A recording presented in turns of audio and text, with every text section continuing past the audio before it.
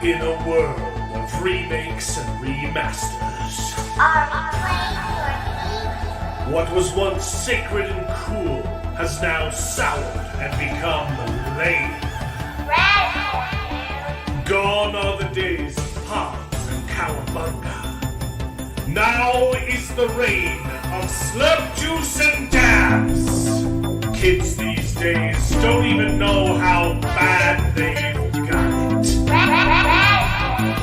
Now it's up to the best generation to rise to the occasion and make a show that dares to go where a lot of other nerdy shows have already gone quite a bit. That's right. They're going to talk about it a lot.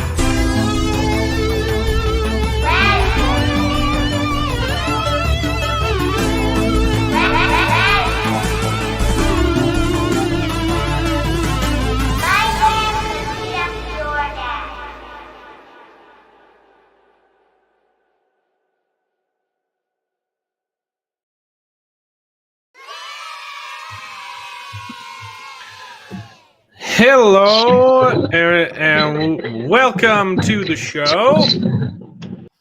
I'm in a Christmas sweater and Jared is in a car driving home for Thanksgiving. But we're glad that you've joined us, tuned in to the sweet sultry sounds of Best Gen.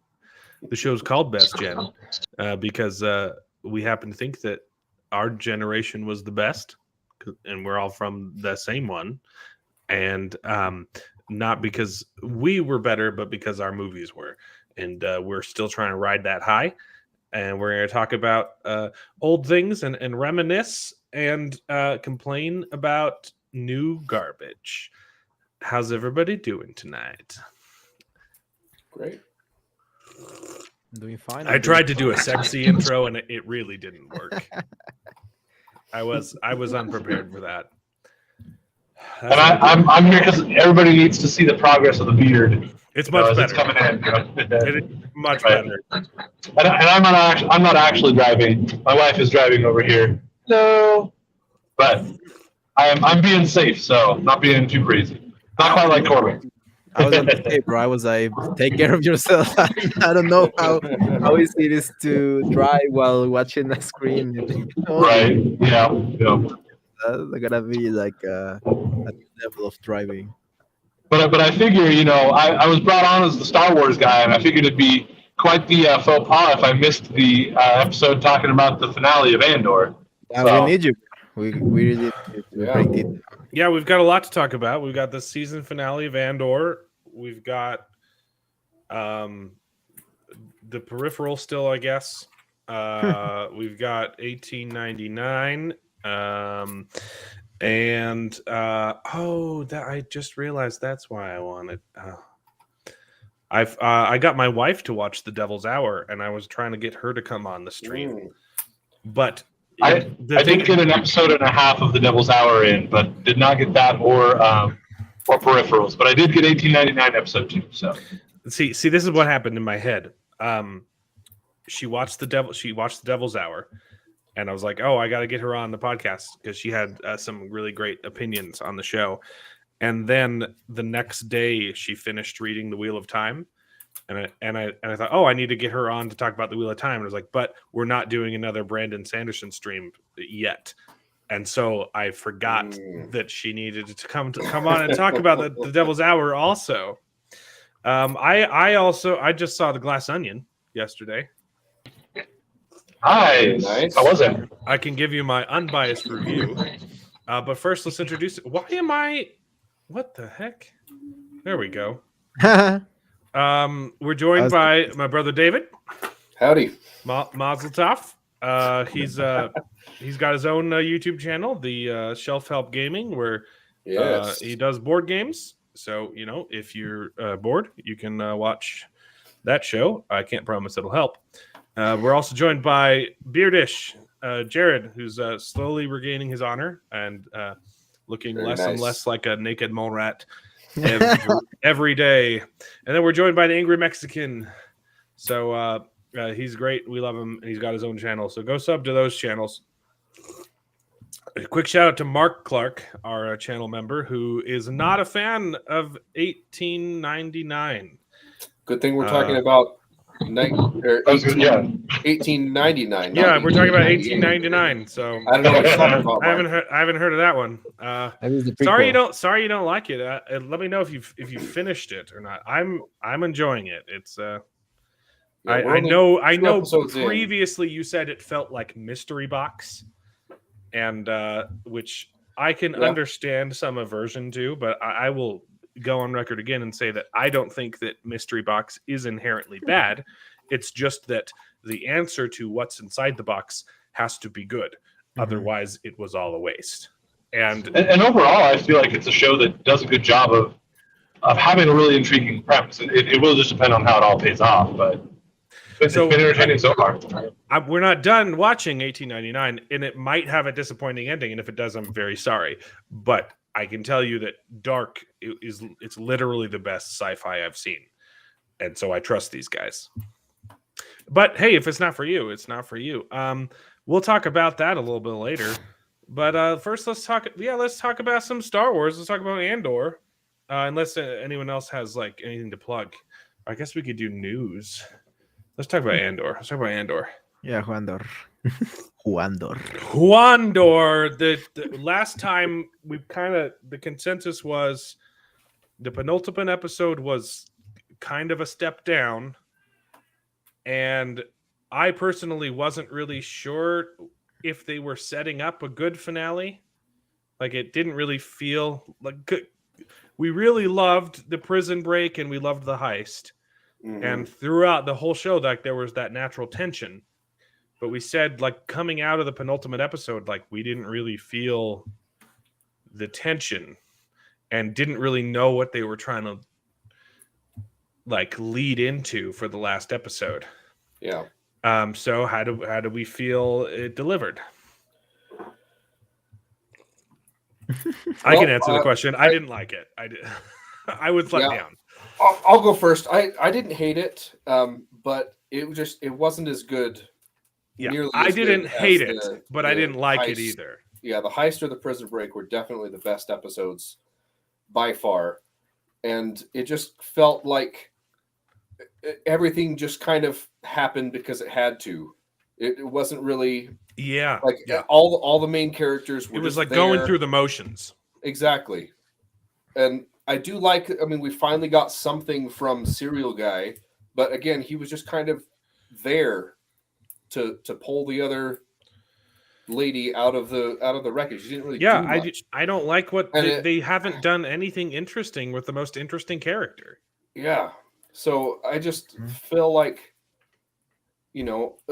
all that was really accomplished is Andor has fully joined the rebellion, but it was just it just happened because it was supposed to happen, and nothing was really everything that happened, even though it wasn't bad, it wasn't terrible.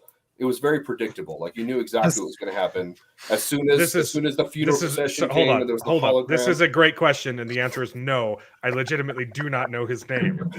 I do know his name, and the funniest part is his name is Cyril, which sounds a lot like cereal. Are you kidding? His name is Cyril. It's like Syrl or something like, I don't know, something like that. But it's Cyril. Cereal guy, Cyril. That's what I'm saying the whole time, right? We knew his name. Absolutely. We've just we were doing it on purpose. It was a joke. We were just mispronouncing it. We knew. Yeah. That was planned. That was the production quality is high with this one. So oh gosh, that made me completely lose my train of thought. You were talking about how you didn't like the movie. Go on. I mean, continue. I didn't hate it. There was nothing wrong with it per se. It was just very predictable. Everything that happened had to happen, and there was no stakes throughout the whole end of the series. Yeah. And it wasn't, like I said, it wasn't bad. It just didn't deliver like the previous two.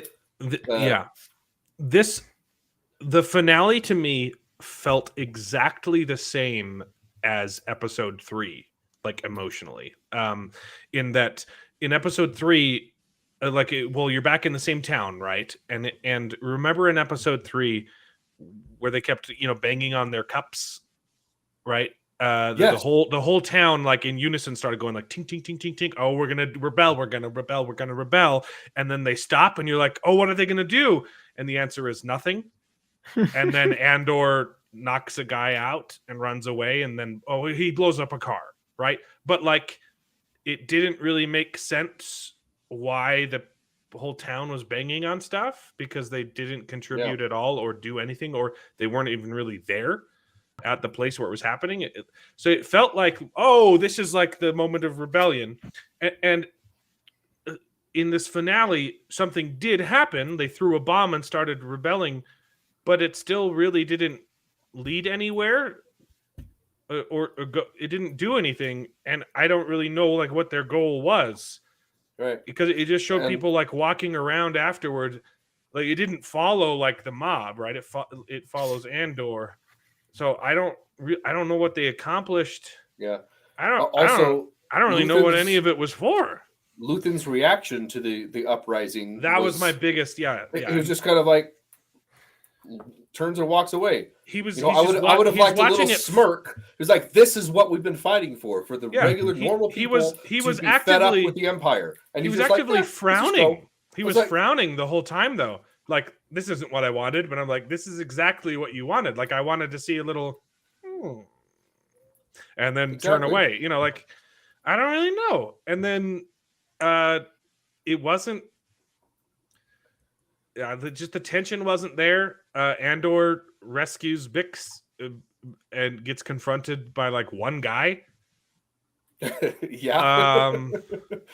And then he gets out just fine. Like, Cyril saves Deidre. Like, nobody dies. There weren't really consequences. Like, it was just like, hey, this is the moment of the people are gonna. I don't know. Who was the black guy? He was. We saw him earlier. He was the guy that was trying to collect debt off of Andor, I think. Earlier in like one of the first couple episodes, right, the snitch guy. Yeah, it did kind of. I had no idea who that was. Yeah. But he was like super important to this episode. I was like, what? Who? What was he though? Like they gave him enough screen time to make you feel like he was important to the episode, but in the end, it didn't really end up doing much of anything. Yeah, yeah, that was so weird. Well, first off, they show him like looking around and kind of spying, but they never show him seeing Andor go into that building. Like he looks at one of the two people that are tailing one of the person who's looking out for Andor, right? So he sees someone go somewhere, and that translates to, I know Andor is in that building. So first off, I didn't even know who he was. Second off, they don't show him like being sneaky to get the information, and then he just has the information. He gives it. He say, "Hey, go get Andor. He's in that building," and then that doesn't lead to anything either. They go, "Hey, oh no, he already left." Like, I don't know what any. I don't. It's just very. I think that like there should be telling for things to not succeed, for people to try things that don't succeed. Yeah. But it does sometimes. I don't know. There's something there that with things like this that, and like Canto Bight even in episode 8, where it's like it feels unfulfilling in spite of the fact that I know from a storytelling perspective, those are a necessary thing to have in there, to have it not just be like, oh, everything that we try succeeds immediately. I get your point, but what it's missing though is a consequence. Like it's important to have like failures, like when like a failed escape, right?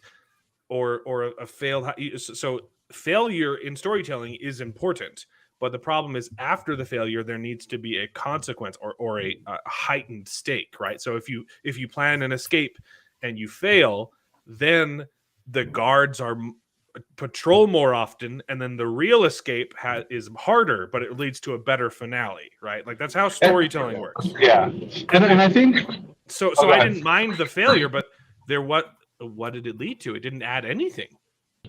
I mean, it led to that guy being killed, I guess, because he was in by the the blast building. or something. But he wasn't even. He was in the building, just waiting, and Yeah. he was blown up. I think too, like, I think too, there's probably even something where, even though from a storytelling perspective, it's important to have those kinds of things, sometimes just putting it in there to make sure that we have a failure, like you said, without any particular consequences or overall consequences, it ends up, because these things like the movies and shows, sometimes there's limited real estate.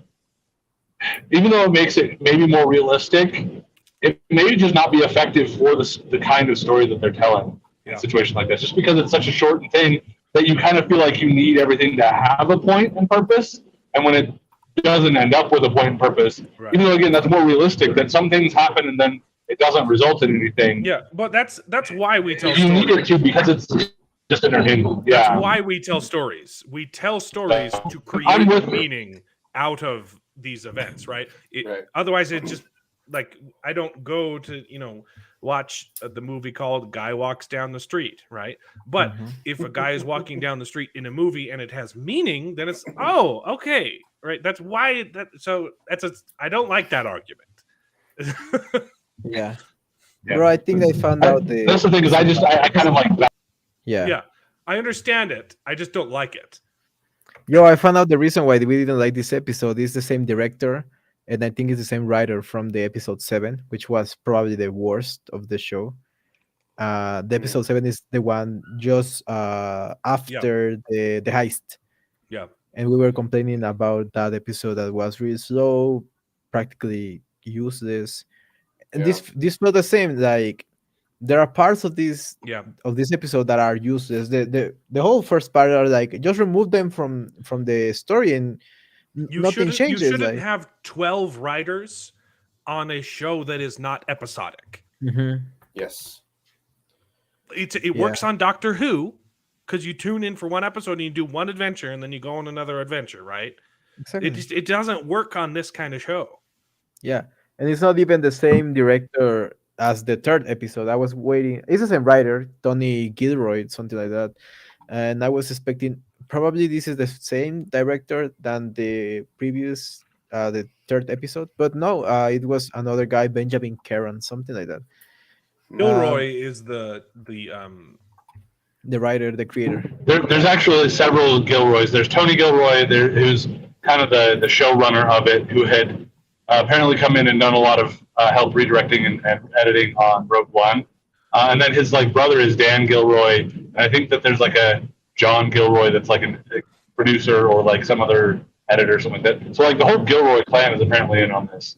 Okay, so there's family. So but Tony Gilroy is the one who did the Born Identity. Yes. I think so. Yeah. Anyway, I also want to say he wrote it.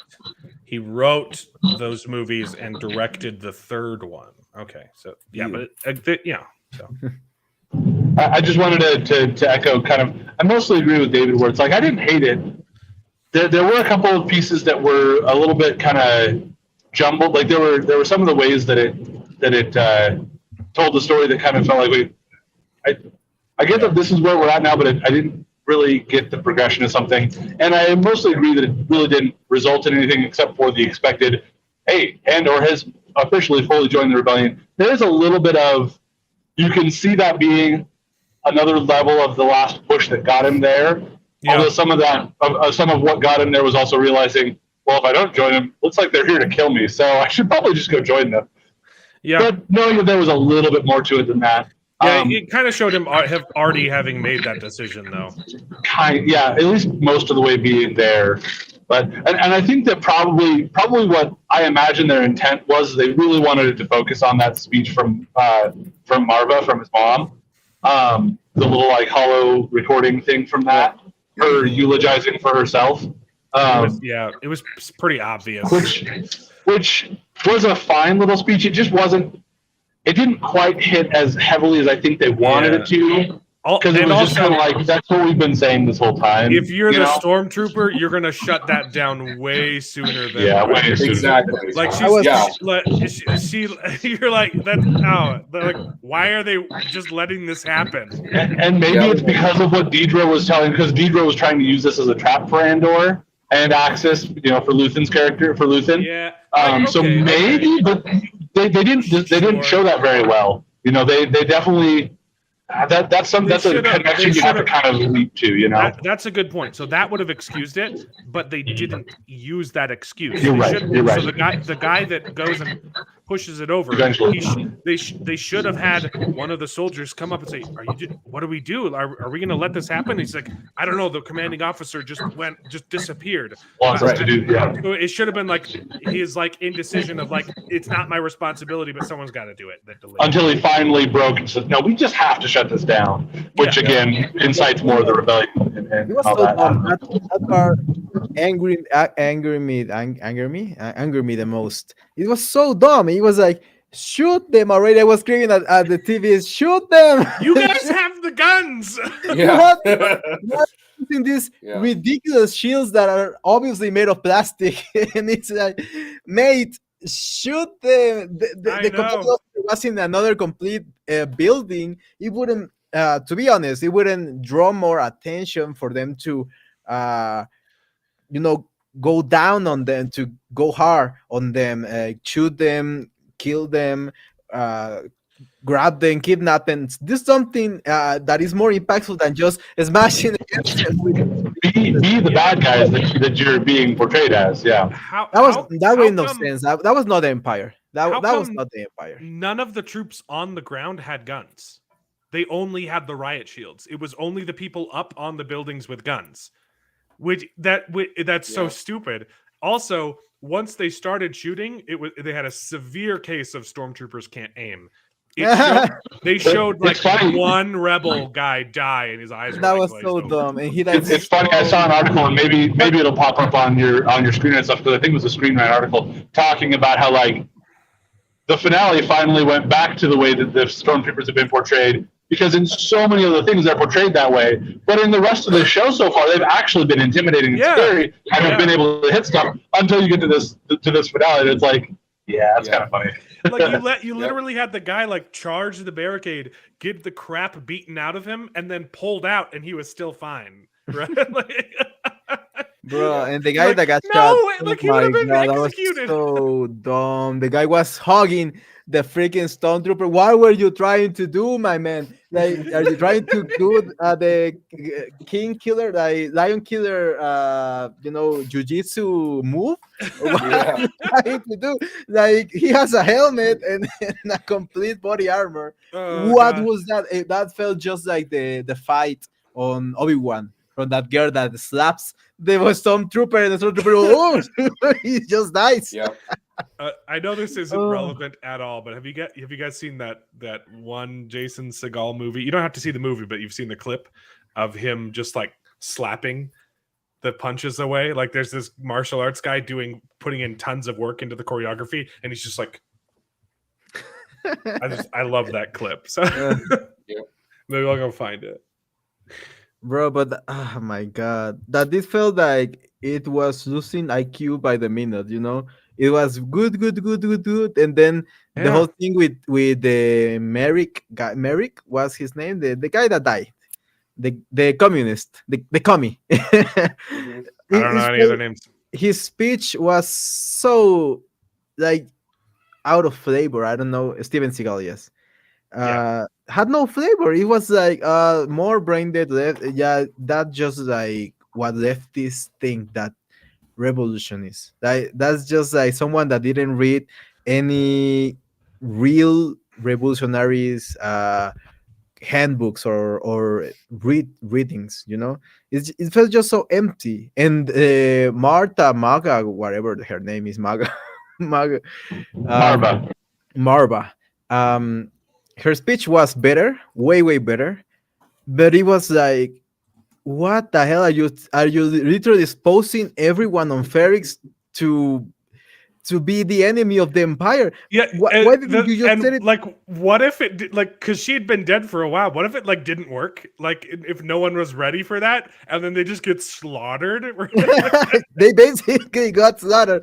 The only reason it worked because this little kid was building a bomb, and I was like, Yeah, I was Joe. I was about to say, like, are they really going to make the self explosion like the whole car bomb Yeah. narrative? Like, I was, because they were praising the hell out of revolution, like leftists used to that. Oh, they praising the hell of riots.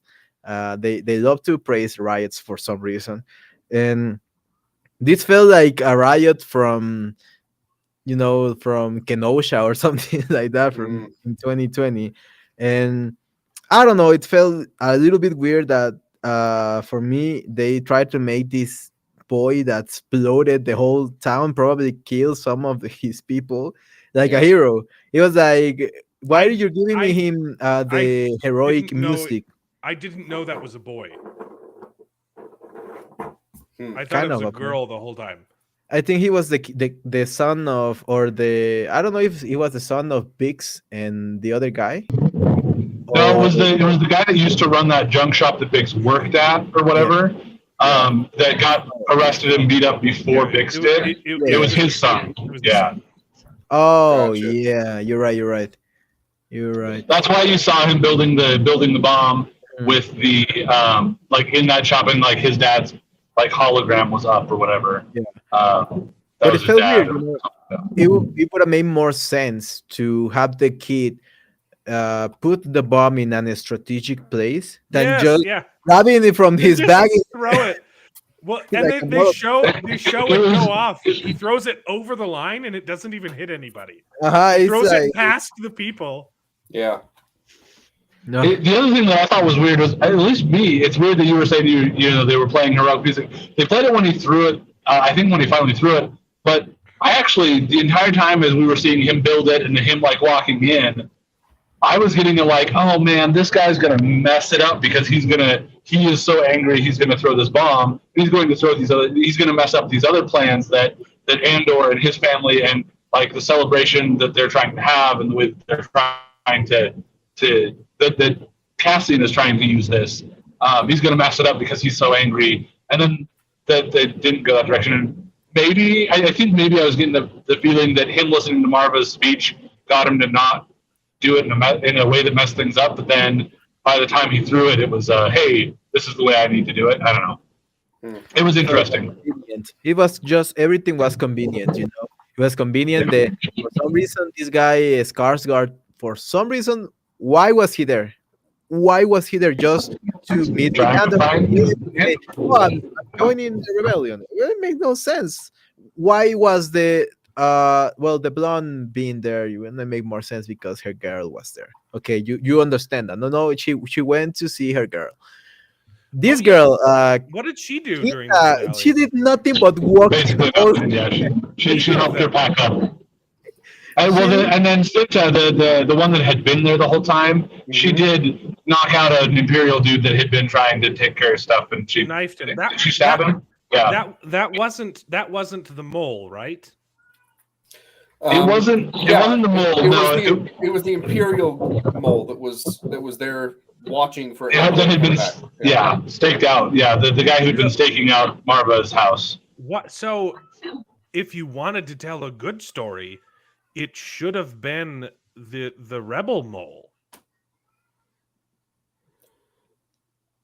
Or at least the reason she stabbed him was because it should have been he was going to report to the Empire. What they should have done. And if it was the rebel mole, he would have.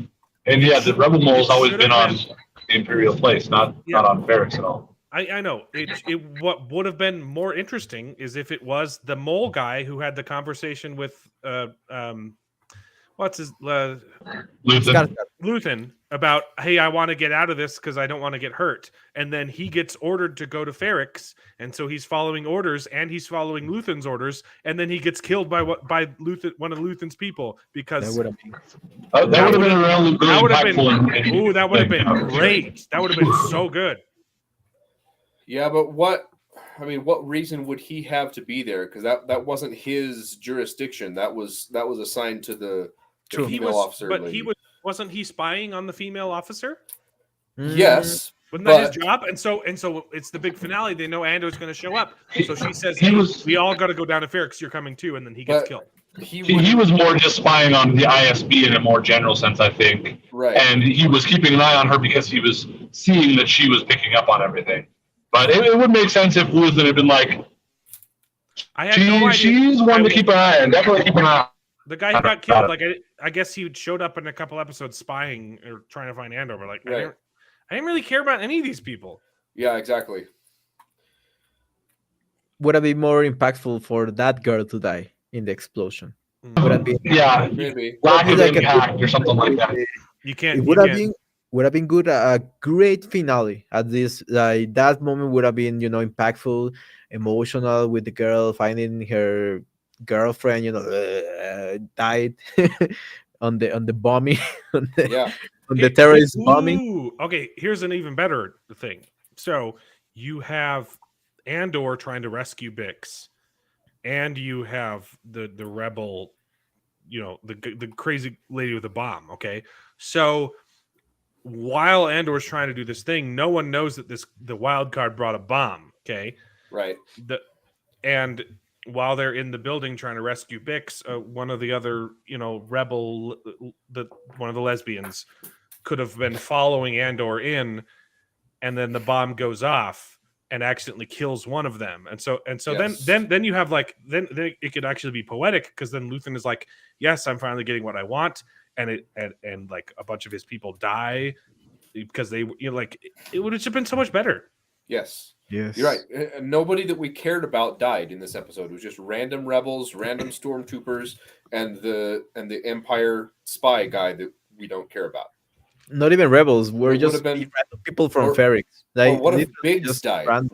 What if because of the explosion, Biggs died? He's trying to rescue her, Yeah. and she Would have gets been, killed. oof, Or something. There were no stakes. no stake whatsoever. There were no And no stakes and no consequences. and with a show that, regardless of what happens within the show, it has no stakes in the future because he dies. Everyone dies. So, Yeah, but we don't know what happens to Luthen. Who, who cares? He gonna die of old or But of, we don't know what happens to Bix. she gets pregnant with, and We don't know what happens to Cyril and a little Karen. Fandorcito. Oh, why didn't Cyril and Karen bang? They were going to, Right? yeah. They are shipping them so hard. It's really We that the got only reason. robbed. Okay. Their relationship, their dynamic has been really kind of odd. Like, It's so I don't know. weird. Yeah, it's been weird to we me. had, like shipping them, stalkerish. People in Hollywood love. But I kind of think that they mean for it to be weird, but it still isn't quite hitting in the like, oh, this is weird and meant to be weird. It was kind of like this is a weird, and I think is it meant to be weird? I think so. I don't know. Yeah, I don't know exactly what they're going for. But the only reason that guy was there, serial guy, was there just to chip them. Literally, what did he do? Just went there and picked her up, although she wasn't hurt, and then she grabbed her with a. Well, I guess that he was trying to pretend to be, a rebel that was capturing her to keep her safe. But I think she just thought that he was, but he was just trying to get her safe. You guys want to see this? I'm not gonna include the audio, but the audio is also funny. I just don't want to get dinged for this. But watch, this isn't the one I was looking for, but it's also hilarious. Watch this. This is so funny. You got Steven Seagal and you got Batty Boy on a rooftop fight scene. Okay. We're gonna. I don't know what he's doing with his hands. Wing Chun. I don't know why he's not making fists. He's like, I don't know what this does. It's Wing Chun. Wing Chun. What? Watch that. Okay, it's right. It's right here. He's literally punching the air. He's bad Wing but Chun, like bro. over and over again. It gets better. It gets better. But that was an extra, right? The one that was doing those movements. I have no And idea. then back to Yeah. him. I, And Yeah, then well, back the to the silhouette. Yeah, it's definitely not him. I think I heard that Steven Seagal has something in his contract with every appearance that he's in that he has to he can't get beat up. He always has to win some encounter. So they can't- both pull out their knives. Yeah.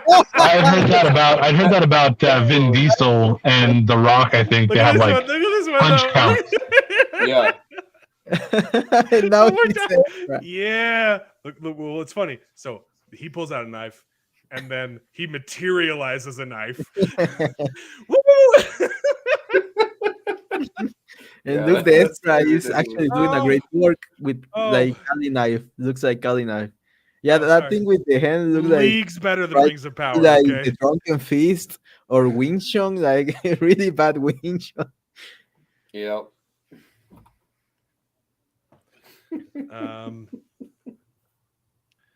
Is he still married to the chick from Weird Science? I have no idea. All I know is he went to like North Korea for a bit, and it was weird. He looks kind of North Korean if you know the squint is his squints his eyes. Steven Seagal did recently get beaten up though in a movie with Mike Tyson. He fights Mike Tyson and gets beaten up. But I do believe that was a contract thing. Wait, for And- real, Mike Tyson had a movie with Steven Seagal. Yeah, and I Okay, vamp, I think vamp, specifically vamp. for that movie, they actually had to have a double for him because They had to bring in he someone couldn't- else to get beat yeah. up because he wouldn't do it. He Exactly. was like, I So don't want to do this. I don't want to get beat anytime up. that he gets punched, you don't see his face because it's Oh. it's a double. Because nobody punches Steven Seagal in real life. He's the only one guy in Hollywood that can make. I mean, it's like how many times do people actually really get punched in movies? I mean, they usually A lot of times. choreograph it and make it so that they don't actually get. I mean, sometimes Yeah. they did, but I mean, if Yeah. you go to Hong Kong movies, they get punched all the time. Like everything with Yeah, what's that's his- not Tony Hollywood. Chen. Though. That's With- yeah, I was gonna say there's Hollywood is yeah. yeah, this is the one. So Mike Tyson's fighting some other dudes, and then Steven Seagal shows up.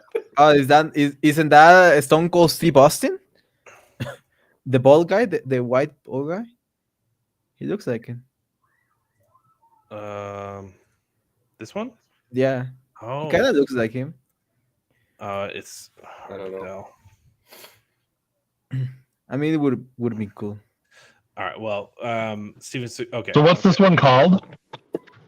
That is What's a it good- called? That's a good question. I will tell you after. Probably has a dumb name like the evil dies tomorrow or something like that. I love this. I love this so much. Okay, so Yeah. this is- So there- I think the Corridor crew actually analyzed this fight scene, and they so the way they filmed it, they filmed. he does the same thing with his hands. Yeah, He's I like know, it's Kim Jong, ridiculous. bro. They filmed Steven Seagal winning the fight, and then they reshot it with a whole bunch of doubles so that he gets beat up a bunch. Okay, here's where it starts. Boom. He's got like, yeah, no, like he's beating the crap out of Mike Tyson. He takes faces like he gets bullet time, right? He slows Yeah. down and to avoid all these punches. Oof, oh gosh, They had to pay him a lot of money to make that. I mean, Mike Tyson is very special. Well, look at that. Look at this, right? And then it goes on for a while, and then he just gets punched out of nowhere, right here. Boot, and, He what? was What? not And then it's just over. It's clearly It's the not double. Steven Seagal. Exactly. doesn't even have the same hair, bro. Oh, This guy. I Good stuff. love this kind of crap though. Why? So- I love them. I love him, but why are they keep giving him money? Like, who is even watching his stuff? Although, other than people that watch him because they know that the movie is going to be terrible, and we enjoy terrible movies. Exactly. But who is this market for? The China? Why? Who is going to believe anything of this? Like, and called bro, to like, answer your question, the movie is called China salesman. Hit it right on the Oh, head. that's hilarious.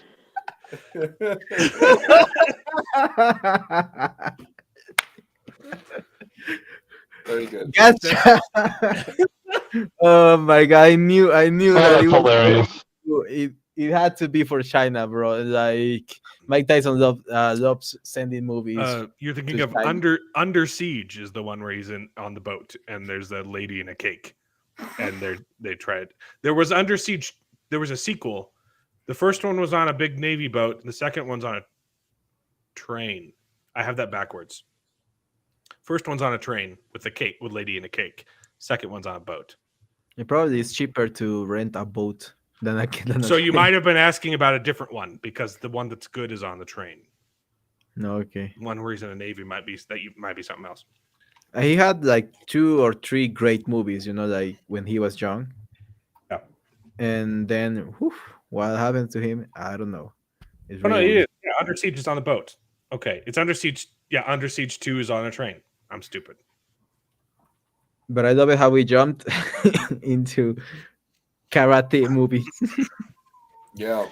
It was just the fight scene was equally silly in Andor. That's what Exactly. that's the connection we're gonna make. Okay. Exactly. So anything else to say about Star Wars? Just that overall, No, I think as a series, it's still the best thing that Disney Star Wars has made. And I'll watch a season 2 because overall it was great. I think it's worth watching. Kind of fell flat a little bit. But I don't know. I personally liked a couple of other things better that Disney Star Wars has done. Rebels is one. Rebels is Disney Star Wars, as was Rebels The is Force okay. Awakens. I really liked. Rebels But is and Mando, I crazy. think I like better because it's more exciting. But this is a better made, like it's more well written and well acted. Exactly. There's more stuff to it, but it doesn't. So my brother actually said this, and I think it's a really pretty good way to put it. Like there was nothing to dislike, but it just didn't have a good sense of like, wow, that was cool. That was a good, satisfying finale. It didn't feel like a finale, Yeah, Yeah. exactly. So It felt like that's episode kind of 3. where I'm at. Felt like Yeah. just an episode 3. And again, I'm happy that they've made this show. I agree with you, David, that this is one of the better things that they've done in a lot of ways, and it's one of the best written. But it kind of just is. It's not something that I'm going to be super excited about trying to rewatch. And I've been wondering, how does streaming does their money? Because how is this show going to make money at all? Like, Subscribers.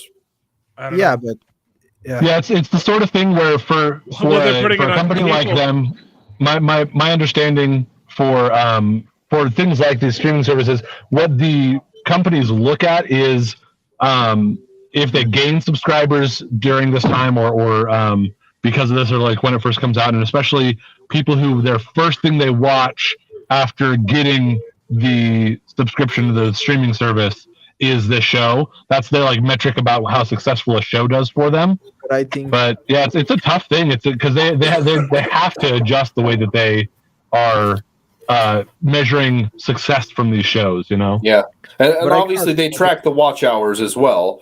But Mhm. but the main thing, they don't get any money from that if they're already subscribed. So the main thing that they're looking for is when they drop a new show, New do subscribers. they get more subscribers that actually Mhm. watch the show? literally, But I think that there's even a flaw in that logic because there is also the level of this is what can retain somebody, and that's Exactly, a yeah. difficult one to measure. But it's the sort of thing where like people Yeah, talk 'cause- about why Netflix just gets rid of shows so A easily. renewed membership is just as valuable as a yeah, new one. true. Right. It should be, but it's tough for them because they also their business model of these streaming services is the people that will sign up for it and then forget to cancel it because it's like a gym membership. That's where they really make their money is people who don't use their service but are paying for it anyway. Exactly. But they also it's really valuable when people continue going because they actually do care. It's a tough thing because again, I've heard people talk about like, oh, why does Netflix cancel series? Because the series, even if they're doing well, they're not gaining them new subscribers. They're looking at that as a not successful thing that not successful for them.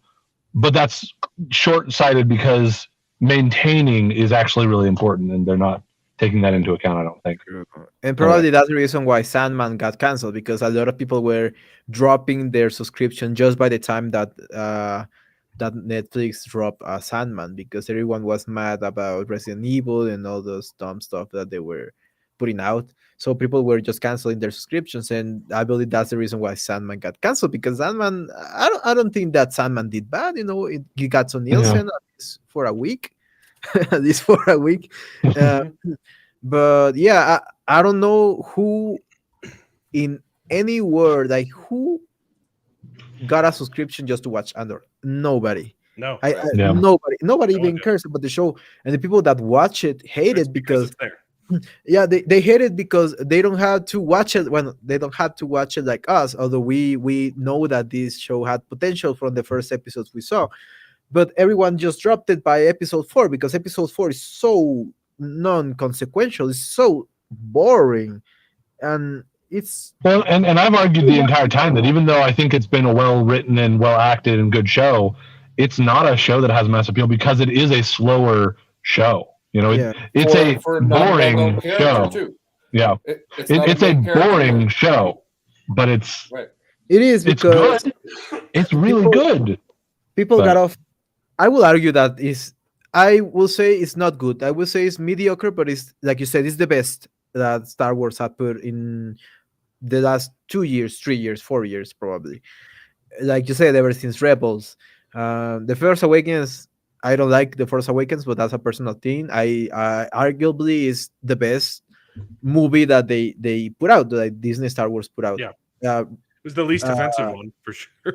well, Well, I mean, Rogue One also did well, and Solo I it's a thought was copy good. from episode 6, but it from episode 4. I mean, but it did Yeah. well. It did well, and that's appreciated. You know, this keeps the train going. You know, Star Wars is not dead because there's still money on it. But I think Andor is the beginning of the end, because Yep. I don't see the money. You know, I don't see how are they going to say, okay, this has some redeemable characteristics regarding return of investment. Like, there's no return of investment in the show. Why would they spend another $200 million in the next season if barely anyone watched the first season? Who is going to watch the second one? You know, probably the people that like the show, and the Disney stands. That they are really losing Disney stands by the minute. So. Well, Which- Disney is struggling right now. Like, I mean, they just fired Bob Chapek and then brought back Bob Iger. So Which I will still argue is a good move, even if he's not necessarily going to do a ton for Star Wars. I still think he does a lot better for the Disney company overall than It shows they're did. scared. They are scared. They like Yes. their new And- and the new worlds. Is that their new animated one? Is it? Yeah, Strange World. Massive failure. It's estimated that they will lose $100 million on that movie. Wow. Oh my gosh. Yeah. Because it's about it was just super woke and people didn't like it. Mhm.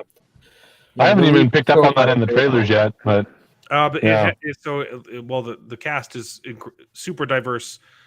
Mhm. Not that that's bad, but like if that's the only thing it has, Mhm. you know. So the cast is super diverse, and it features a LGBTP romance Do you want to hop right between into that take? kids. Sorry, it's two youths having whatever. I don't know. I You have didn't it on watch- bad takes, you know. We can just get into bad takes, and we can talk about it, because I'm really interested in hearing about it, because I didn't have that one pulled up, but I will find it. find so- it, and All right, let's we go. need to talk about it, because Let's go to bad takes. So one more thing, I think it'll be Oh, yeah. interesting. Too late. Too, We already started because- bad takes. No. Real quick before we do that, when Disney Plus launched, it was 3 years ago, and they had a deal where you could prepay for 3 years, and that just ended this month.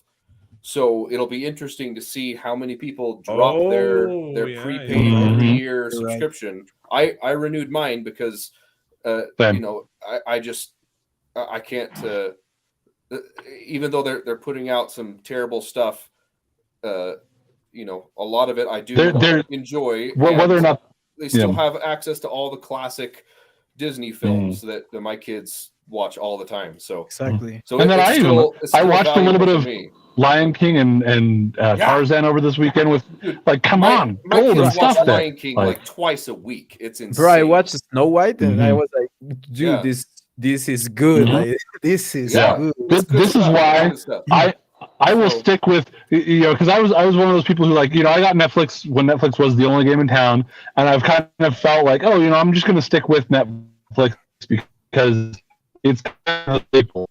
And now I'm like, I would drop Netflix before Disney. I care about more. You're cutting out hard. Even if they're not stuff, I still mostly enjoy their stuff. Am I? You sound like a modulated robot. We got little bits and pieces in there. Got the intro. You'd rather keep Disney Plus and drop Netflix, but that was so bad. Yeah, that was that's so basically bad. it. Oh, I'm in a parking lot right now, so I don't know why I actually lost after that. Let me translate. I think he said, I'm in a parking lot, so I don't know why I have bad reception now. Probably because you're in a parking lot. Yeah, it's showing you have like zero connection right now. So, there he goes. Oh, and now he's gone. Well, good riddance. Bro, what Seth Markle said is right. Oh yeah, the only Florida reason thing, I have Disney is because it's free for me. Like I don't pay for it. I have this subscription. This is something that only goes in Latin America, but have you heard of Mercado Libre? Yeah. It's like the marketplace, Amazon, but Latin American. And they give you they have a subscription package that you get to level 6 or something like that. And in that subscription, they give you Disney for free, Star for free, and 50% in Paramount and HBO. And I was like, that's the only thing I need. I only pay like 160 pesos a month, and I have like everything and all of that for basically free. It's a great subscription package, and that's the only reason I have Disney. Because honestly, if I didn't have kids, I might consider canceling until they come out with another show that I'm interested in watching. But I think it's worth it for me just for the Disney back catalog. So. Yeah, and the Disney Channel shows I grew up with those, and I think that they were good for kids. They were good for people that are growing up. They didn't have any ridiculous messaging. It didn't have any of that. Hannah Montana was really bad. Yeah. No, but that show actively promoted disrespecting your parents and there was literally an episode that my sisters watched it all the time. This is why I know about it. Okay, it wasn't me. My sisters watched Hannah Montana all the time, and there was literally an episode where it was between her and her father, and she was disrespecting him the whole time, disobeying him, and he kept telling her, "No, you can't do this. You can't do this." And the whole thing, she's just treating him like garbage. And at the end of the episode, he apologizes to her. And I was this is not a good show. I was like, are you going to get slapped for that? In Mexico, you get slapped for that. Yep. You get the belt. In Mexico, you get the belt. Who was that you were talking with? I bet. Jared will come back eventually. They did have some good ones, though. I mean, Kim Possible, that was good stuff. Phil of the Future. I love Phil of the Future, man. That was a fun show. Yeah. I mean, the old school, the early 2000s ones, even Cody in the House and all the stuff. That's Raven. Those were fun. Right. That's Raven was fun, yeah. The new version was not so good, but no. Raven. There were a lot of those. She was entitled as hell. Yeah. There were a lot of some of those later ones, even as late as Sweet Life and things like that were way too young for me. So good, yeah. The first one. I brought that up before Jared did. Oh, sorry, I didn't hear you. I know that. Yeah, I was gonna say that's why I mentioned it, because Alan mentioned it. That was too late for me. I was like, and I've tried to watch some of those. And my middle school, your high school. Yeah, my wife is a few years younger than me, so she watched those. The twins from Sweet Life. Yep. I'm 2 years younger than them. There you go. So, but for me, that's crazy. isn't that weird? But like, I don't know, some of the I remember watching like Lizzie McGuire, you know? Mark, that's so accurate. Oh my gosh. Yeah, you know what? You're just jealous of all the reciprocals or the what are they called? What are they called? The things that I get for being the making mole rat for Ron. Royalties, that's the one. Yeah. Nice. All I know, I had a huge crush on. I had to Google this. I didn't know this offhand. On Allie Michaela from in Phil of the Future, the neighbor girl. Oh, Yeah. yeah. Oh, sorry, that's white supremacy, right? New World Order, cryptocurrency. Sorry. Oh gosh, Yeah. that's so silly. I hate this. Hey guys, this doesn't mean white power. It means okay. It Yeah. also means chef's kiss. Okay. Yep. What was the point? Phil of the Future is hot. No Phil, but the girl. All right. from Sorry. Phil. The neighbor. Yep. He was a handsome young man as well. But I think we're about ready for some bad takes. yeah, was that what is going on? Oh yeah. The other. So I don't think I've told this story. And then we'll do bad takes. I might have told it on the stream. But literally my favorite memory, my fondest memory, my proudest moment as a father is when David's kids came over to my house and they said, "We want to watch The Lion King." And they put on the new live action live action Lion King. And my son, my beautiful, beautiful little boy, started crying and said, "This isn't The Lion King." Oh yeah, baby! That's when you know. That's when you know you're being successful. And he sat there and watched the whole thing, and he hated it. He's like, it's so bad. I hate that movie. But bad takes. So bad, yeah, but Here we go. indeed. Screen rants. Bad takes. All right, it's a little bit of bad takes, a little bit of news. So I pulled up this one. Strange Worlds. It's not New Worlds. Sorry, Strange Worlds is estimated to lose 100 million. It's such a big number. $100 million in theatrical run. It had, I think they said it had the worst Disney opening weekend. I didn't even know there was a theatrical run. I thought it was a straight to Disney Plus release. Oh! I knew it was coming out, but I didn't remember that it was this weekend, so I didn't get to go see it. I mean, I was busy with holiday stuff. This is a holiday weekend opening of $18 a million. There's an M after that, guys. There's a million. But yeah, seriously, like Thanksgiving weekend, a bunch of people eat a bunch of turkey here in the States, and then they're like, "Hey, what should we do? Let's go see a movie." It's a popular time to go see a movie.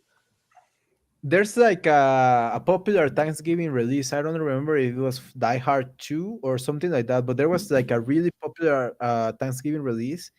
And I thought that Thanksgiving releases, that the holiday release was a great holiday to do it. But apparently, well, if you are selling woke crap, probably it's not a good holiday to do it.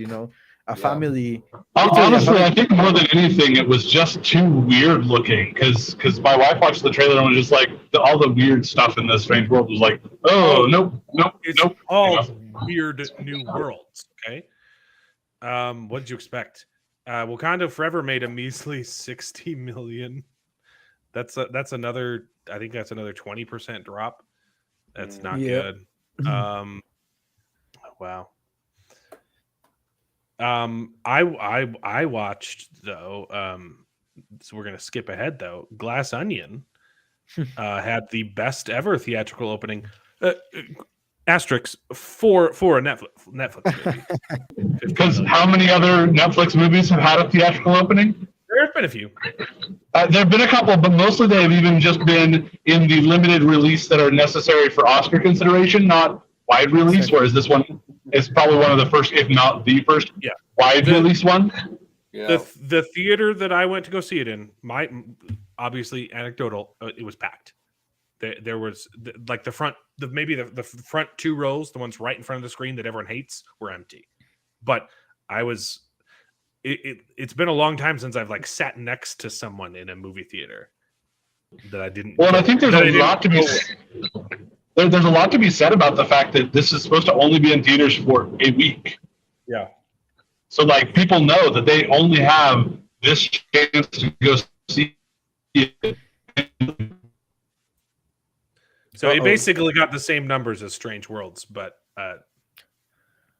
Even one's less. a Disney movie and one is, like a shut-in mystery movie. But it has a lot of. And assets, arguably, how expensive is this movie for real? Like, it has too Well- many actors that are Yeah, famous. I don't know. B-listers or A-listers. Yeah, Disney paid for like 5 movies. I liked it a lot. If Knives Out, I personally love Knives Out. I think it is the best, at least in the modern era. I think it's the best murder mystery that anyone's ever made. Probably, yeah. So if Knives Out is a 10, Glass Onion is an 8. The last 10 minutes of the movie are stupid. The ending is really disappointing and drags the whole thing down.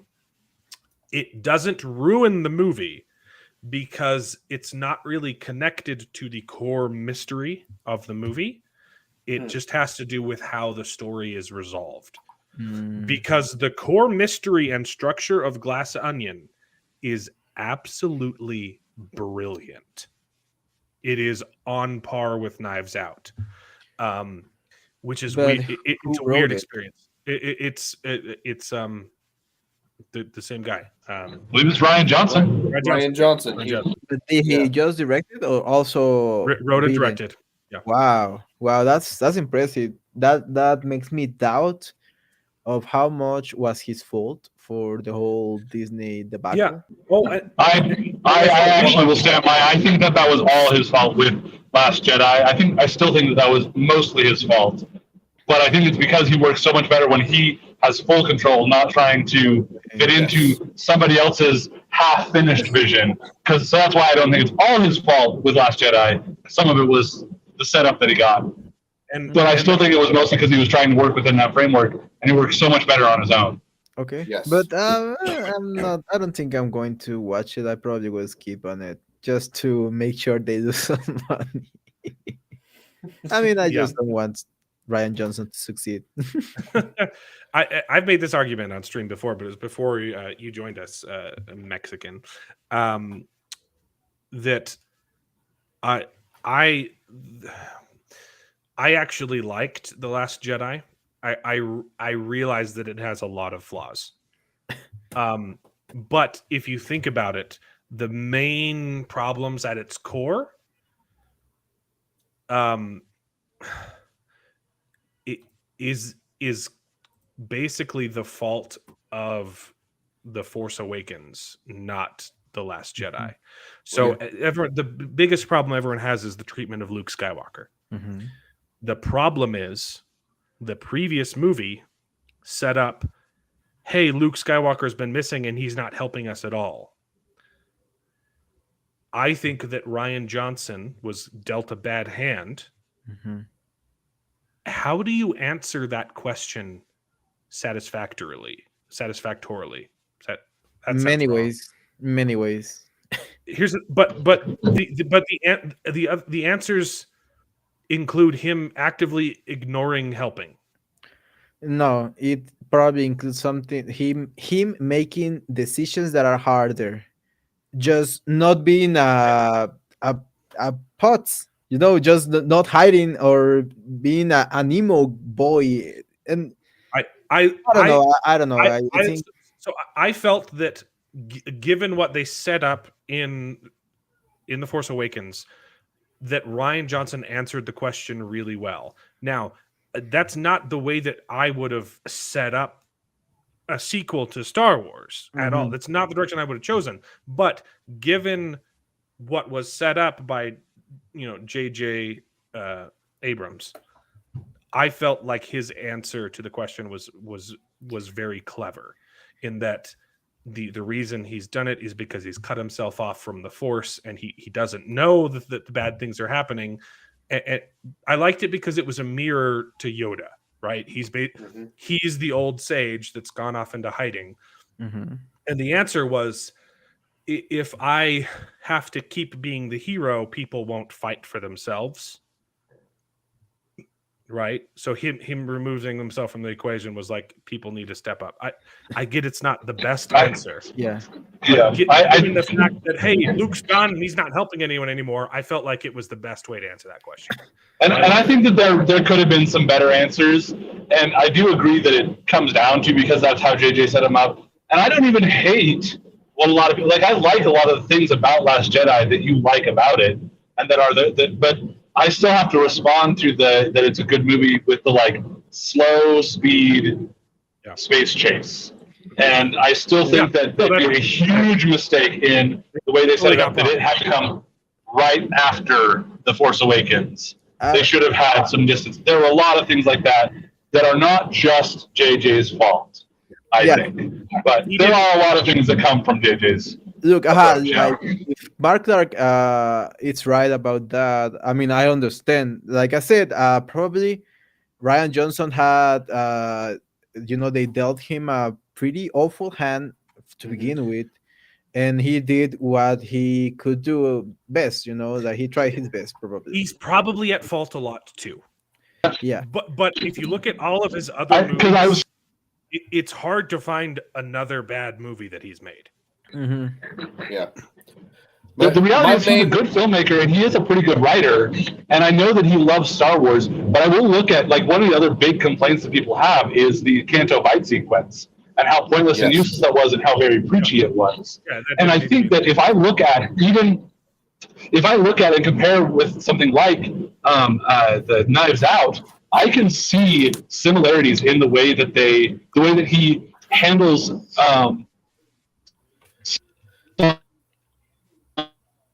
You cut out when you got to the social issues, the messaging. Oh no! But the political and not overly political. Point of your argument. Yeah, let me try saying it again here. Just the political and social commentary that he has in the Canto Bight sequence is something that you can see also in Knives Out.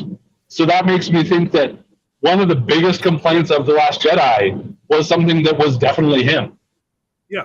Yes, I think it was handled much better in Knives Out, but it just, I don't know. Yeah, no, absolutely. He is at fault definitely for Canto Bight, and I think specifically for he went too hard to subvert expectations with that whole "your Snoke theory sucks," right? He's like, "Oh, this is what people think Snoke is." No, I'm gonna do this entirely different thing, which I didn't. I didn't hate that. I loved killing Snoke. I loved it. It was fine, but it's just, I think the only reason he did it was because people expected some big thing of it, and it's just. So I think he leaned a little bit too hard into wanting to, wanting intentionally to subvert expectations. I also liked his answer to who is Rey, that the fact that she's a nobody, and I love the messaging of the film is that, hey, you don't need to be a Skywalker to do good. Like you can be a nobody and still be a hero. And then JJ comes back, nah, boy, she's a Palpatine and a Skywalker.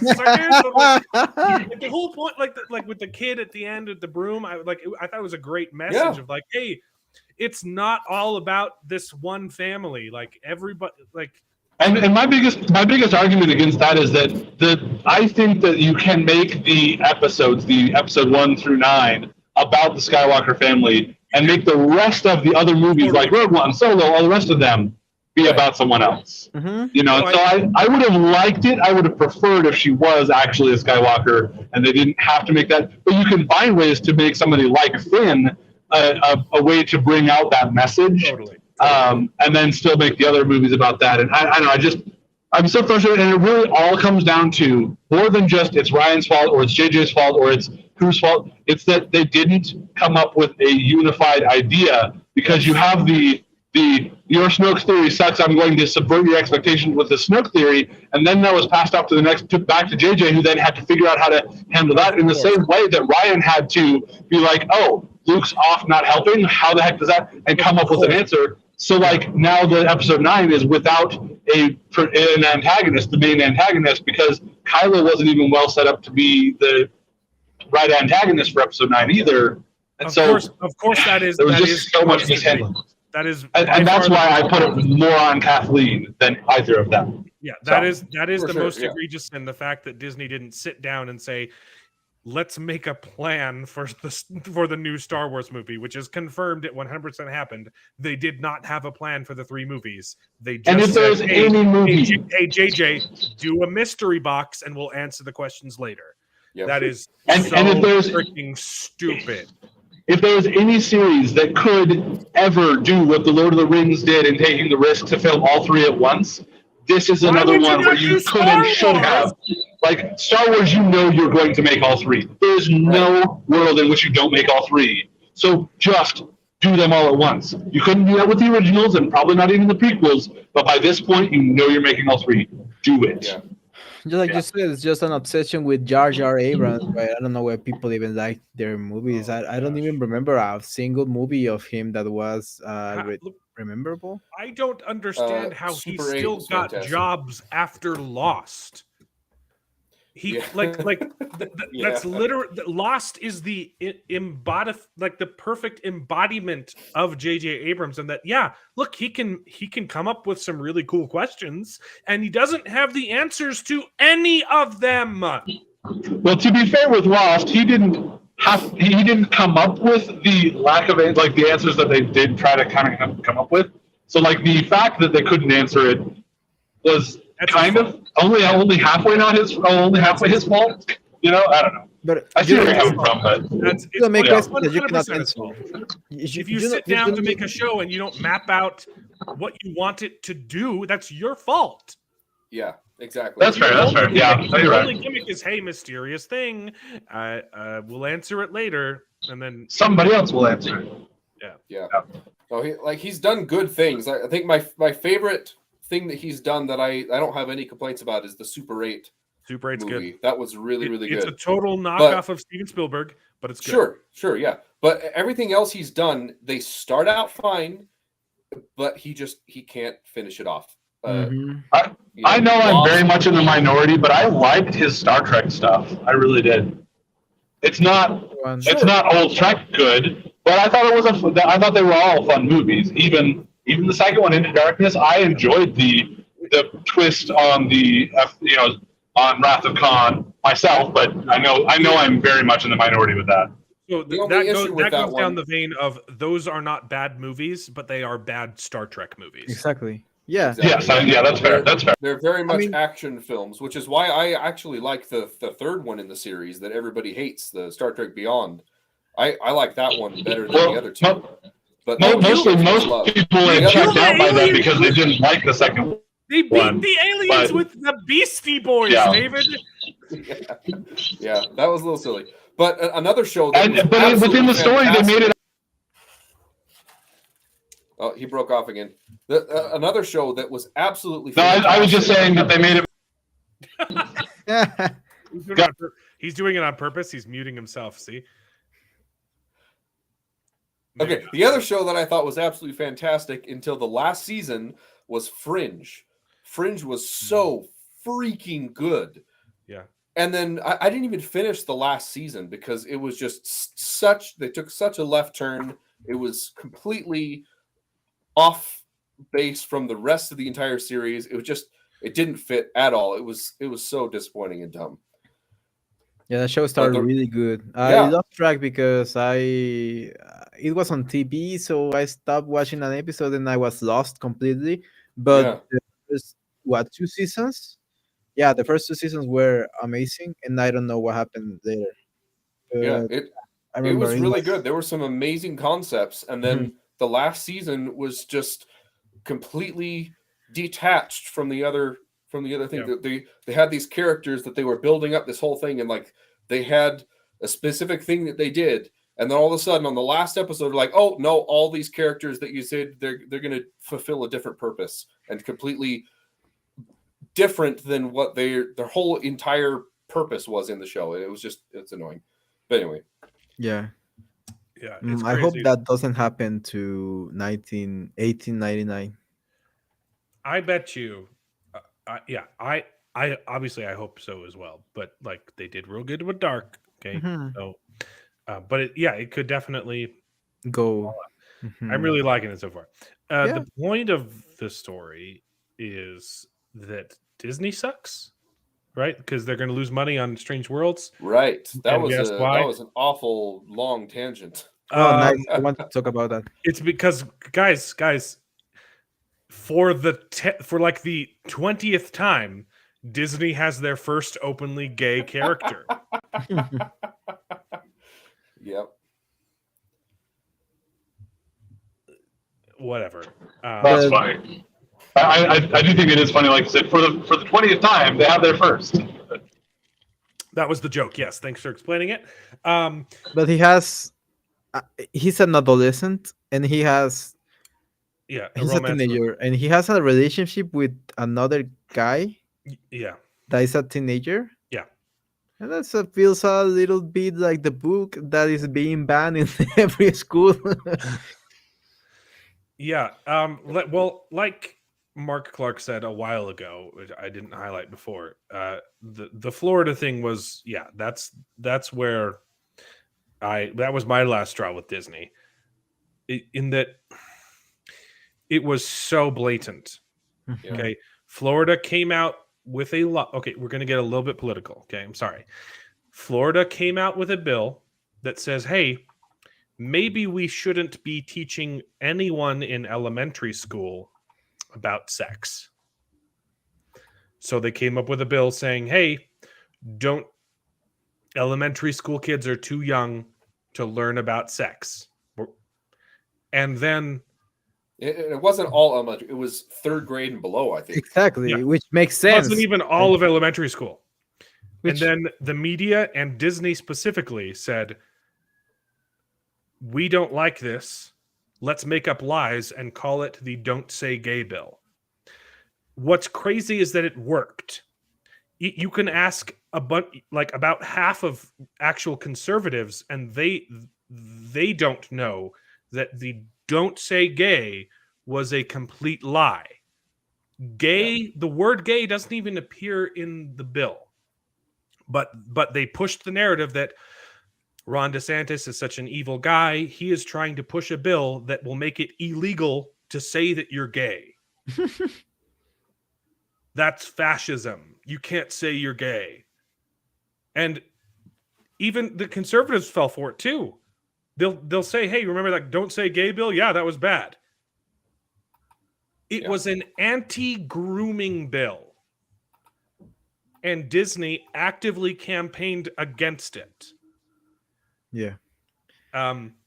Which leads us, we might skip to, we got a nice little meme. We'll skip to it. This was supposed to come at the end. But new Disney CEO promises to make child grooming slightly less obvious.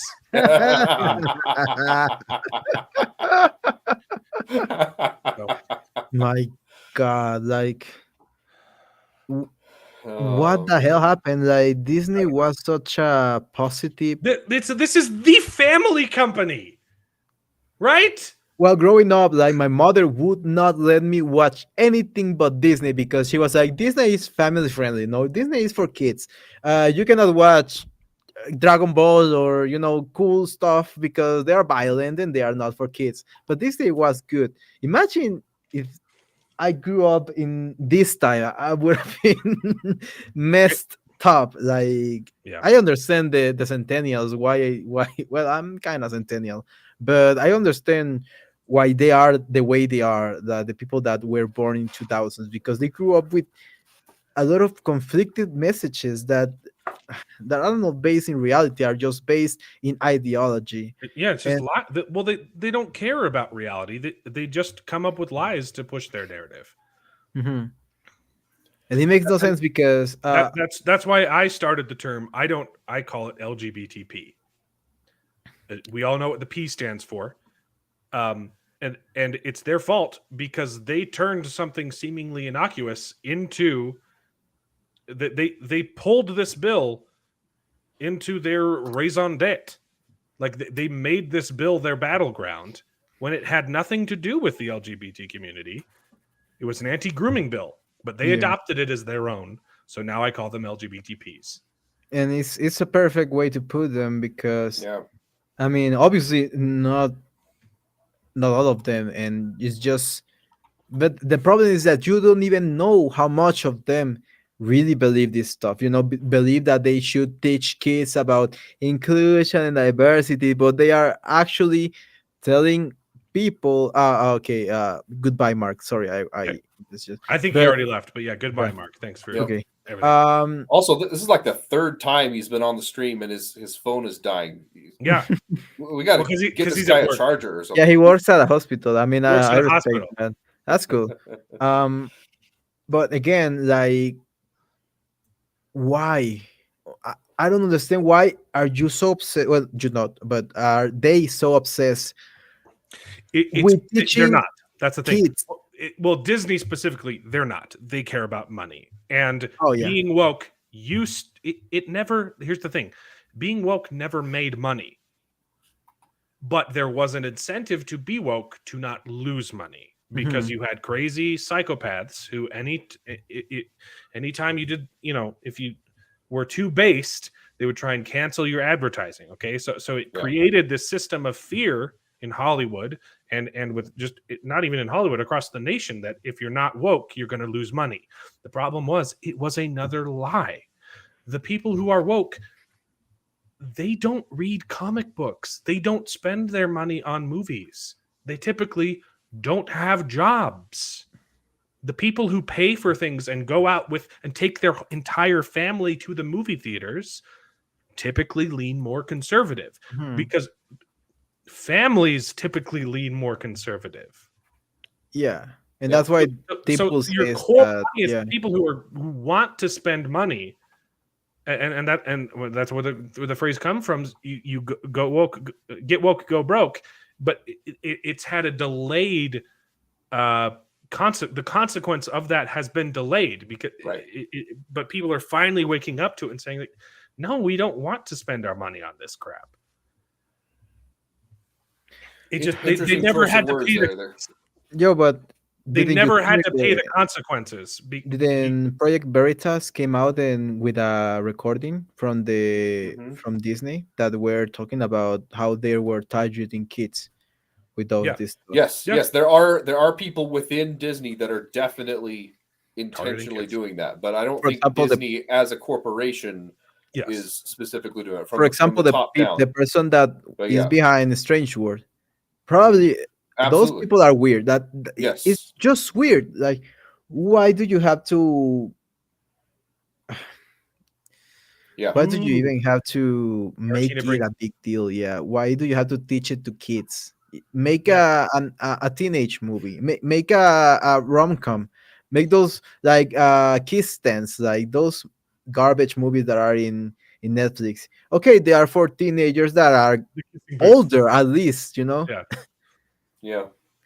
But why to kids? It's an animated movie. No teenagers is going to watch an animated movie in hell. Like, no one. I don't know. Apparently, you guys all watched Star Wars Rebels. No, I didn't. I was just. Rebels is awesome. It's for babies. Yeah, it's for kids. It's more mature than Clone Wars. It's a lot more mature than Clone Wars. Well, Rebels is yeah, it is. I really dislike the animation style in Rebels. I hate it. I do too, but the quality of the story is better. Babies. Some of it, yeah. Yeah, I should get some Charger merch. That'd be fun. I wouldn't know how to go about doing that. I don't think that's. Oh my god! But I hope Disney. I hope they learn their lesson. I They hope are scared, clearly, with the indeed. Bob Chapin firing. I think So there's a I, reckoning. I coming. apparently also need I also need some charger merch because my phone's getting low. I'd love to do one more bad take if you have. Just I don't know. I don't want to like try to Okay, push here's through a it, but good I'm one. like I don't want to Here's a leave good on this. So Antonio Banderas believes his Uncharted co-star Tom Holland should lead a Zorro reboot. He's energetic and fun, and he's got his spark too. No one had told Antonio Banderas that Tom That Holland is white he's white. Yep. and It's white funny. British. Here's the thing, though. Tomas Holland He should kind of be the next star. he kind of does look like Antonio Banderas. He kind he- of does, yeah. kinda Especially does. with that long hair and that shot. I would not be opposed Me to neither. them I mean- doing it together and him playing his son. Yeah, no. Oh, okay, yeah. No one can replace Banderas. Yeah. That's right. But like a reprise, like, 'Cause, or I maybe mean, he's look at him. like his son with a white woman. Yeah, son of that Zorro or something. could He make has a kid not in even the son of Zorro. Just make him another character. Don't even call him Zorro. Just I, say. I, gay um, cousin of Zorro.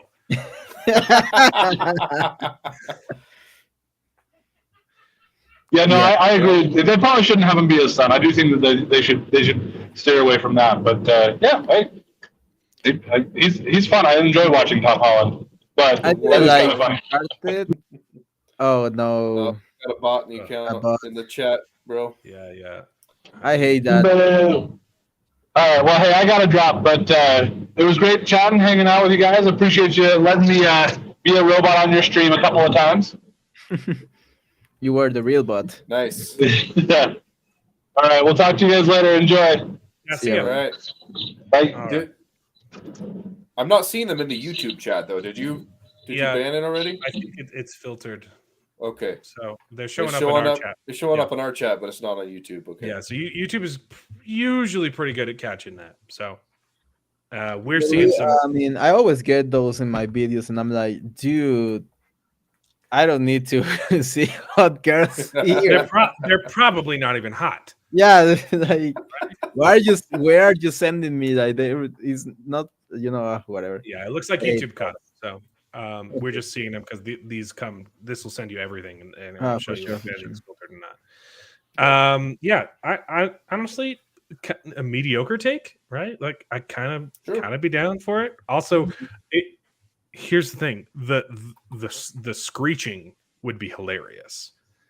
That's true. I would Yeah. sacrifice. I would take a Banderas less Zorro movie with Tom Holland as the lead, just for the memes. Yeah. And hey, I mean, they can't complain if Antonio Banderas himself signed up Yep. on it, Yep. That hey, Yeah. Got his- he's passed the torch. He's the Exactly. authority. If he thinks it's good, then it's good. You can't complain. Antonio Banderas is Spanish. Like, he doesn't care about woke. Yeah, exactly. I love Antonio. Yeah, a me good- too. He's a He's good boy. He's a great good actor.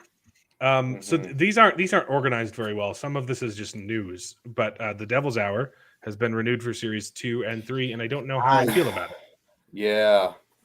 No, it's good, bro. Like, if they are, I'm so smart- gonna watch it.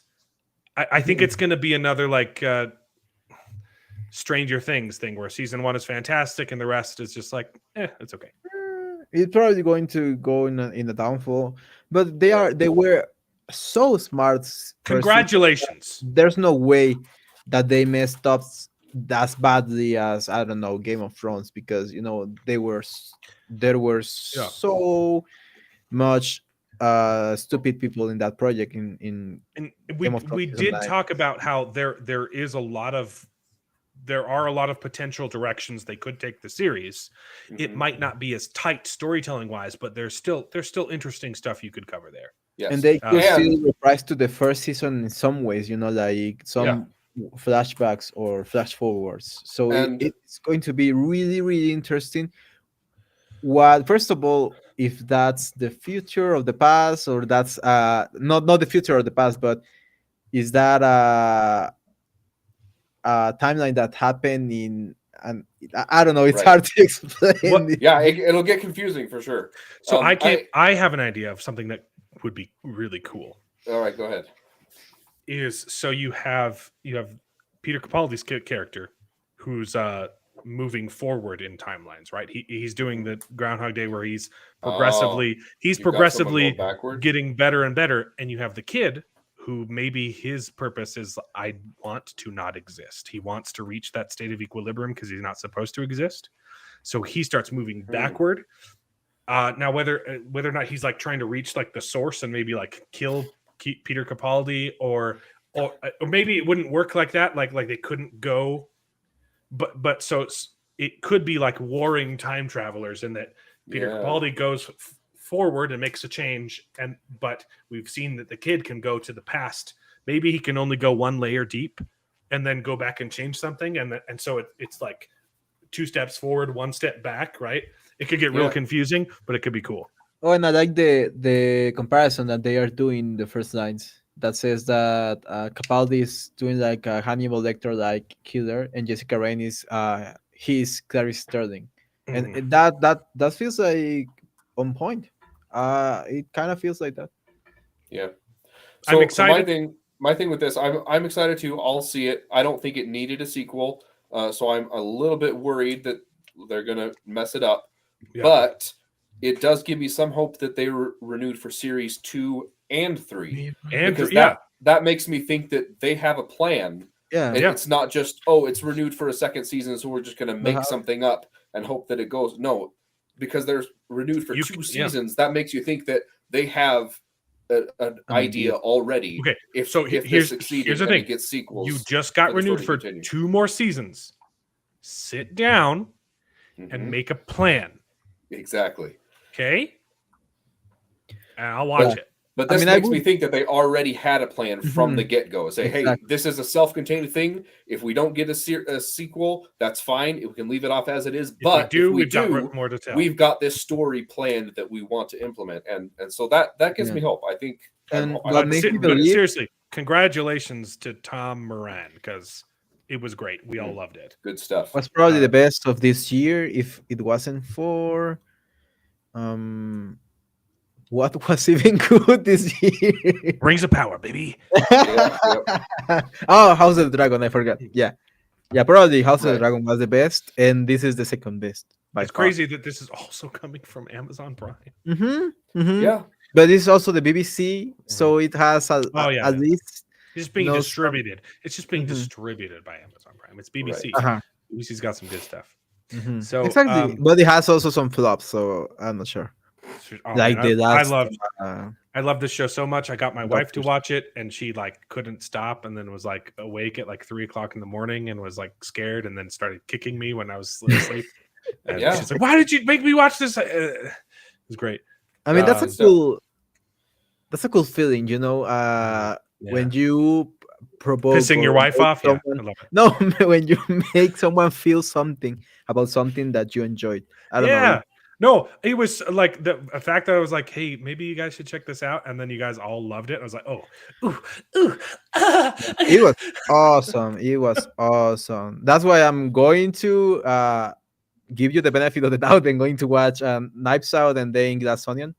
I love Knives Out, Glass Onion. Okay, so Glass Onion is kind of weird.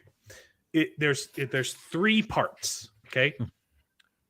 And for the first third of the movie, I actually was not enjoying myself.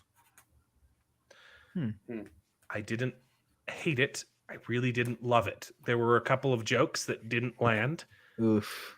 And then Rian Johnson does a thing. If you've seen Knives Out, he does a similar thing where he goes into a flashback. And then it all makes sense. Oh. And I loved it. The second third of the movie is sheer brilliance. And upon a rewatch, I haven't done it yet. I think I would enjoy the first third. I would appreciate it more. Probably with the context. Okay. And then the last third is him wrapping up, doing the let's solve the mystery. and it's wonderful. And then the last 10 minutes are stupid. It's silly. The way that it's resolved, it's just super unbelievable and out of character. But it doesn't. It drags the film down. It could have been a 9 or a 10. It drags it down to an 8, but it doesn't completely destroy the movie because again, it's not connected to the mystery. It's just what the characters do afterwards once the mystery is solved, and it's dumb. And you can ignore 10 minutes, Yeah. Yeah. But also, me and my friends. Sorry, my son keeps trying to sneak in while I'm streaming. But my friends and I talked about it afterwards, and we just off the top of our head came up with like 5 different ways they could have ended the movie differently that would have been miles better. So that was disappointing. At least that gave you the good movies are the ones that keep you talking at the end of the movie. We talked about it for 4 hours. Nice. Yeah. But yeah, I'm happy that the Devil's Hour is getting 2 and 3 seasons. It appears to be the same cast, which it's really interesting and makes me believe what David said, that they probably had already a plan, like a big plan at least for another season. Because if they are going back with Phil Dunster and Benjamin Chivers and all this stuff, at least you think, you're probably okay. They are going somewhere with this. Which one is the one that died? The cop friend. I think the one from Andor. So if he comes back, that'd be nice. Let me check it out. Okay, you can. Yeah, look it up. But we'll I'll leave it open. He was a great actor, though. We do have some actual bad takes. So talking about 19. Oh no, never mind. It's the Benjamin. It's Benjamin. Yeah, he's returning. Phil Dunster is the bad guy, douchebag boyfriend, husband guy. He played that so well. He did. So well. Never mind. No, him, but bro, God. even better. No, I think the other guy is not coming back. Phil Dunster is the bad guy, and Benjamin Chivers is the boy. So I'm even more interested now because the boy was a great actor, and his whole story arc was mind bending. Is the best way to describe it. But I'm excited. Okay, so we talked about how there were allegations that 1899 was plagiarized from a comic book. And this is the author, her Twitter. This is the argument that she gives. I have a pyramid in my comic book, and so does 1899. This is in Portuguese, right? Mm-hmm. Also, I have pictures of people's eyes, but the characters are very different. So it's plagiarism with triangles in the eyes, but yeah. And I don't even know what this is or this. But then there's one shot from the show that's similar to one panel. I mean, also, you can make an argument that they at least, I don't know because the crux of the argument, though, is that there's one of the characters in the comic book is a doctor. Let me try. That's not plagiarism, guys. And there's similar imagery with pyramids and triangles. She's gotten a lot of flack on Twitter. People are roasting her.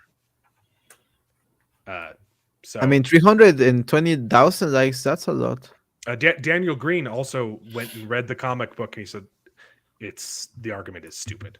I mean, that's probably the only way to decide if it has something to do to read. We also haven't finished watching the show. That could have been their whole motive. They just wanted more people to read their comics, so they. I also forgot the other argument was that the comic book is about the comic book is about space explorers on a spaceship, but the cast of characters is multicultural. And because you have multicultural people on the boat as well, that's a ripoff. Oh yeah, now it makes so generic. Now it makes the sense because the whole thing about the multiculturality in the ship actually makes sense because there were people going into a in a transatlantic Yes, travel to the U.S., especially specifically to New York, where it was literally the house of the migrants, and it's exactly. like Also, one's on a spaceship and one's on a boat. But it was, but there's TVs monitoring them. It might be something different. So yeah, we it's hard to tell because we need to finish the series and then I need to go read the comic book. But exactly. so far, the Literally. arguments are not very compelling. Mhm. Um, Yeah, I Well, if think you're in gonna read the the comic book, triangle. don't pay for it. Find it somewhere else. Oh, of Don't give course. her I any mean, money. there are plenty. Well, it's hard to go around those laws in the United States, but just use a VPN. Yeah. don't pay for it. Yeah, this my gut reaction is, hey, there is some similar imagery, and I can use this to sell my comic book. Mhm. Exactly. That's Because why I agree before with David. That's like how many people knew about her? it's the no No one. one. No one. Who Exactly. is? Also, it's a really short comic book. It's like half of the people who go on to Shark Tank aren't there to actually make a deal. They're there for the free advertising. Oh Yeah. Anyway, we've got. Sorry, excuse me. Activists warn lives at risk over Elon Musk's amnesty plans for suspended Twitter accounts. Yeah, humanity is doomed, bro. Yeah, Because some people tweet can say accounts stuff online that's Ooh, dangerous. scary. Look at these. Words are scary. It's always fun to watch activists overplay. Lives are at risk because people will be able to say things online like they always have been able to do. Yeah. You don't have to look at it. You don't have to read it. Take it down a notch. This guy got ratio to hell. This guy, Elon doesn't care. He's doing he's doing this to feed his ego and vanity. Here, Elon Musk is a liberal. He's Mhm. pretty far left of center. He's not this conservative overlord He neo-Nazi that you're painting him to be. He They just call him an knows. oligarch. What? Yeah. What? But look at this. 6 likes, 107, And probably 108 comments. Okay. Someone saying, yeah, right, got more likes. it's a meme. Everyone probably responded. with this meme. This one was probably serious, and now everyone's posting the same thing. Like, that's copy and pasted. Yeah. Oh man. Take care of you. How do you take yourself seriously? Oh, it's insane. Martina, that's a good comment. Oh, my the buddy took a Balenciaga tweet stuff. to the knee and he's never walked the same. It's insane. It's insane. Yep. What's crazy is I don't know, like the left just decided one day that Elon Musk was a bad guy. Mhm. He's like he's the face of green energy. Right. Mhm. He's Tesla, Dios. and privatized green energy. No one has done that. Everyone else who's tried has failed miserably. The only reason that there are other companies now that have semi-working EVs are because they're ripping Tesla off. They're reverse engineering his stuff. Bro, he married Grimes. He married Grimes. What's more leftist than Grimes? This dude is not conservative, okay? But the problem is he doesn't believe your lies, and apparently that makes him conservative. But if you look at his values, he's very left. Okay. Yeah. What's more crazy is like this dude should be your savior if you're on the left. He made electric vehicles possible. And he had to leave California because you made it impossible for him to do it there. Yep. The other thing is the online reviews. For years, it's always been Tesla, Tesla, Tesla. No one else compares. The year that it all switched is when he left California, and said, "Oh wait, he's not drinking the lemonade. He's not consuming the narrative. He must be ostracized." All of the online reviews for like best electric vehicle simultaneously dropped Tesla to like number 4. Really?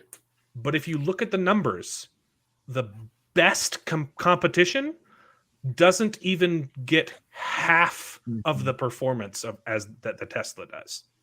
Yeah. Everybody buys a Tesla. Everyone that has money buys a Tesla. You know, all the lefty celebrities were saying, "Oh, I bought a Tesla. I care about the environment," and now they are saying, "Oh, like Alyssa Milano." Okay.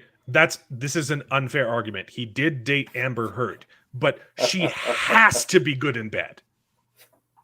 There's no other explanation for it. Can't blame a guy. I hear Martina laughing on your microphone, David. Yep, from like she's just in the other room. From 3 rooms away. I mean, she will literally take a shit on. But like, there's no other explanation. Like, it's got to be fantastic. I guess so. Because there's no other way to put up with that. She's hot. You know, like people. Elon Musk is not the most attractive guy in the world. You know, he only has money. No. He's so ugly. Yeah, he looks like. But okay, he's got a face only a mother could love. But I love. I understand why people would date her before the whole Johnny Depp. But I mean, even if she gets like a boob job, or I don't know, like even if she gets like the most massive boobies in the planet, no one is going to date her. No way in hell. Only a simp, you know, only those guys that like to get stepped on or pooped on, right? Exactly. You'll hate her in the morning, right? Exactly. There's been a bunch of other stupid people on Twitter, though. Will Wheaton had a meltdown over Elon Musk.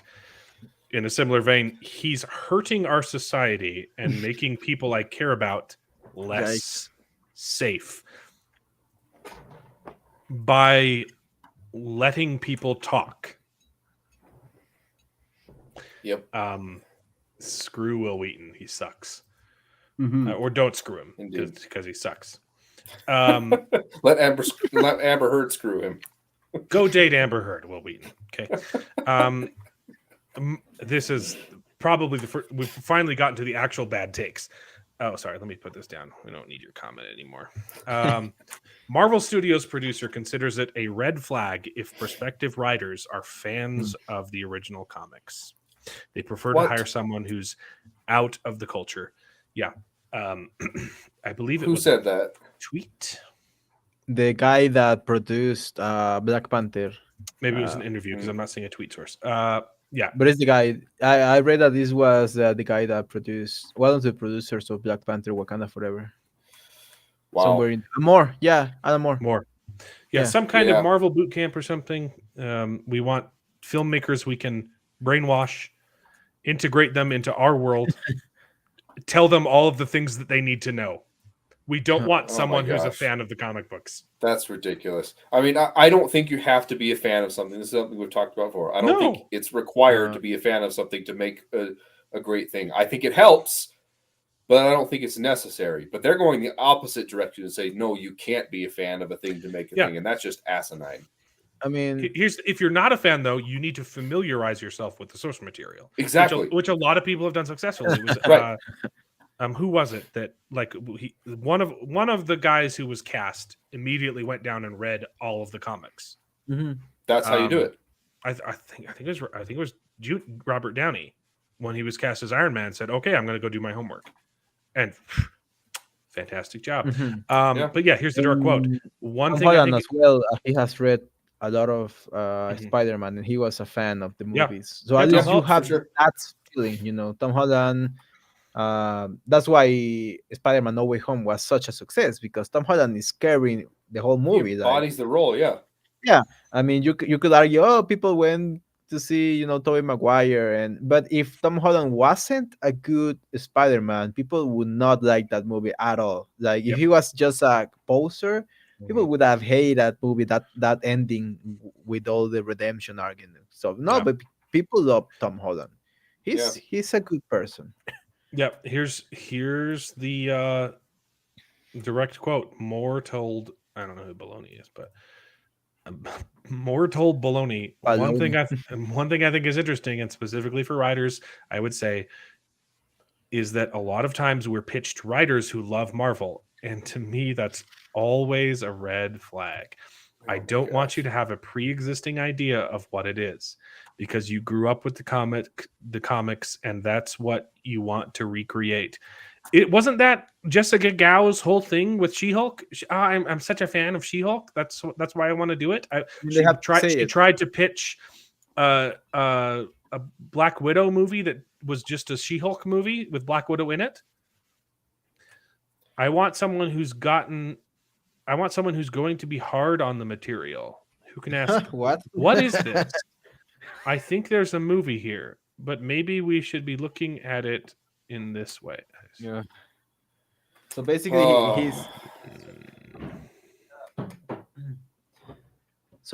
he wants people that love just ripping the pants out of beloved IPs, and just. And I cannot say exactly what they love to do with beloved IPs. So they use Thor: Love and Thunder as the good example. Look at this. My God. It's important to look at the source material and say, I love it, and the comics are great, and the medium they were built in, but that's not a direct one-to-one translation. Okay, that's the same BS argument they always use. Sometimes it takes someone who's out of the culture to go, hey, I know you think that it should be this, but maybe it should be other things. Here we go. A great example of that is Taika Waititi, because he was like, hey, I know Thor is traditionally a bit stiff, a bit Shakespearean, but what if you tweaked it? What if you tweaked the tone completely? The tone of Ragnarok was okay, but because he wasn't married to Thor on the page, concluded the producer, believing. I haven't read every Thor book. I have read a lot. I couldn't tell you of a run that is tonally anything like Ragnarok. Yeah. And there's a difference between, wanting to adapt something and make changes to, surprise the audience. You don't want to remake everything shot for shot exactly in the comics because, that's unsurprising, unfulfilling. But you want to stay true to it. You don't want someone that doesn't have that passion and doesn't see what made the comics good in the first place. Honestly, what works well, not even comics, the source material, anything. What works well is you want one of each. You want an uber fan and a naysayer to argue a bunch, and usually you get something really great. Yeah. That's why the original Star Wars movies were great too, because George Lucas came up with the story. George Lucas has said, hey, these are all these ideas, and then his wife said, hey, reel it back a little bit. Exactly. And the problem with the sequels, which I still love, they're fun. The prequels. But they're not as the prequels, divorced his wife. Because George did everything. She wasn't there to stop the writing and the directing and the screenwriting and everything, and it just wasn't as good because he can make amazing lore, amazing stories, but the dialogue was so bad. And I still love them. They're better than the sequels, right? But and the prequels, the best Star Wars, when he was in charge of the story and everyone else did the writing and the directing, and that the prequels are too long. They needed to be trimmed up, and maybe and it needed some scrutiny. Scrutiny is good, but you also need passion. Exactly. But it's okay, guys. If you didn't like Thor, Love and Thunder, Marvel fans rejoice as Taika Waititi promises his new movie is the opposite of Thor: Love and Thunder. This confuses me because Marvel fans are rejoicing that Taika Waititi promises to make the opposite of his Marvel movie. Yeah, that doesn't make a lot of sense. basically no one probably no one liked Thor Love and Thunder. Like people only say that it's okay, but I Right. haven't heard like, oh, it's the most amazing movie in the world, it's so funny. I just heard that it's mediocre at best, Exactly. decent at best, but yeah, probably people didn't like it, and that's fine if they are, you know, saying it correctly and they didn't just botch the entire headline, which feels like. So they're admitting that it was bad. Okay, so yeah, it was the most talked about for all the wrong reasons. Yeah. Um, And they allude to Chris Hemsworth himself saying that he's done with Thor unless Jesus. they get someone that's not Taika Waititi to take it more seriously. Okay, so his next movie is a sports comedy, and it's the opposite of a crappy movie. So it's going to be a good movie this time. Next Yeah, except for that it's a sports movie, so I don't know. I don't know, dude. I don't know, man. Go freaking Ted Lasso. I don't like sports, and I don't like sports movies, but Ted Lasso is real good. Yeah. Yeah, there's some good sports movies out there, but I'm not much of a sports fan. Bro, I actually like sports movies sometimes, but they began to be so repetitive that Yeah. It's the same thing every time. The divorce, the coach that's going through divorce, and they even did a gag on it about the long trip, or what's the movie with Zach Galifianakis and Robert Downey Jr. Road Trip. Road Trip, yeah. No. Sorry, Due Date. Due Date, exactly. They made a whole shtick about how basically all sport movies are the same. You have the injured players, the divorced everyone's coach. trying to make Remember the Titans. Yes. Yes, exactly. That was a good one. Everyone's trying to copy that formula. Yeah. Which is why Ted Lasso is so refreshing, because it's not about it's literally not about the soccer. It's about the characters. And it's real good. I've done a lot of chef kisses tonight, so I'll hold back. Okay. So Quentin Tarantino says Marvel actors like Chris Evans and Chris Hemsworth are not real movie stars. Captain America is the star. Thor is the star. And I totally agree with this. Chris Hemsworth is probably not a good example because he's done a lot of other good stuff. But you're right. He has the charisma. Specifically with Simu Liu, who we'll get to in a second. He's literally only famous as Shang-Chi. Right. No one cares who he is. No one likes these Marvel movies because it's Chris Evans. They like it because it's Captain America, right? I mean, there are there's actors that do a good job, right? But they don't go because of the actor. They go because the character of the character. But is the actor embodying the character? For example, right? Captain America was a B-list Marvel superhero. Iron Man. Well, Iron Man was a little bit. That's not the point he's trying to make, though. The point he's trying to say is that you have a bunch of actors who are becoming famous for playing a superhero, and when they try and branch out and do other things, they're really bad. Because I haven't seen anything of Chris Evans apart from Captain America. I mean, he was in Knives Out. He was good in Knives Out because he was playing himself. Oh. But I don't know. He's a good actor. Chris Evans, Chris Pratt, all the Chris are decent. That's the thing. Chris Pratt got famous first. Robert and then Downey was Jr. is good. Right. Was he? Was he though? There are there are a couple examples of actors who were already famous who get cast, and but Chris Pratt, but it's the people who were weaned on Marvel movies. They're really only famous because of their character, not because of them. Yeah, but Chris Pratt is also he wasn't not famous, at least globally. Oh, not globally. Yeah, not globally, but I know Parks and Recs, he and got really, really famous with Parks and Rec. Like but he is. no one knows that show in Mexico. Nobody has heard of that. Not even like it hasn't come out in Spanish at all. Like nobody knows that. It's That's the reason I only knew him because Guardians of the Galaxy and then Jurassic World, and that's the only thing that. But now Chris Pratt is so famous all around the world because I will say I think this still applies to Chris Pratt as well. Yeah, exactly. Because he's a comedian and he's fantastic in Parks and Rec, and he's good in Guardians of the Galaxy because it's a comedy. And then when he transitions into Jurassic Park and other things, he's now typecast as this action hero, and he's only okay as the action hero. He's better as the comedian. So I would say even with him, and I love Chris Pratt, but I would say though. I love him too. That wasn't comedic at all. Yeah. Okay, but I feel like he's finally broken that.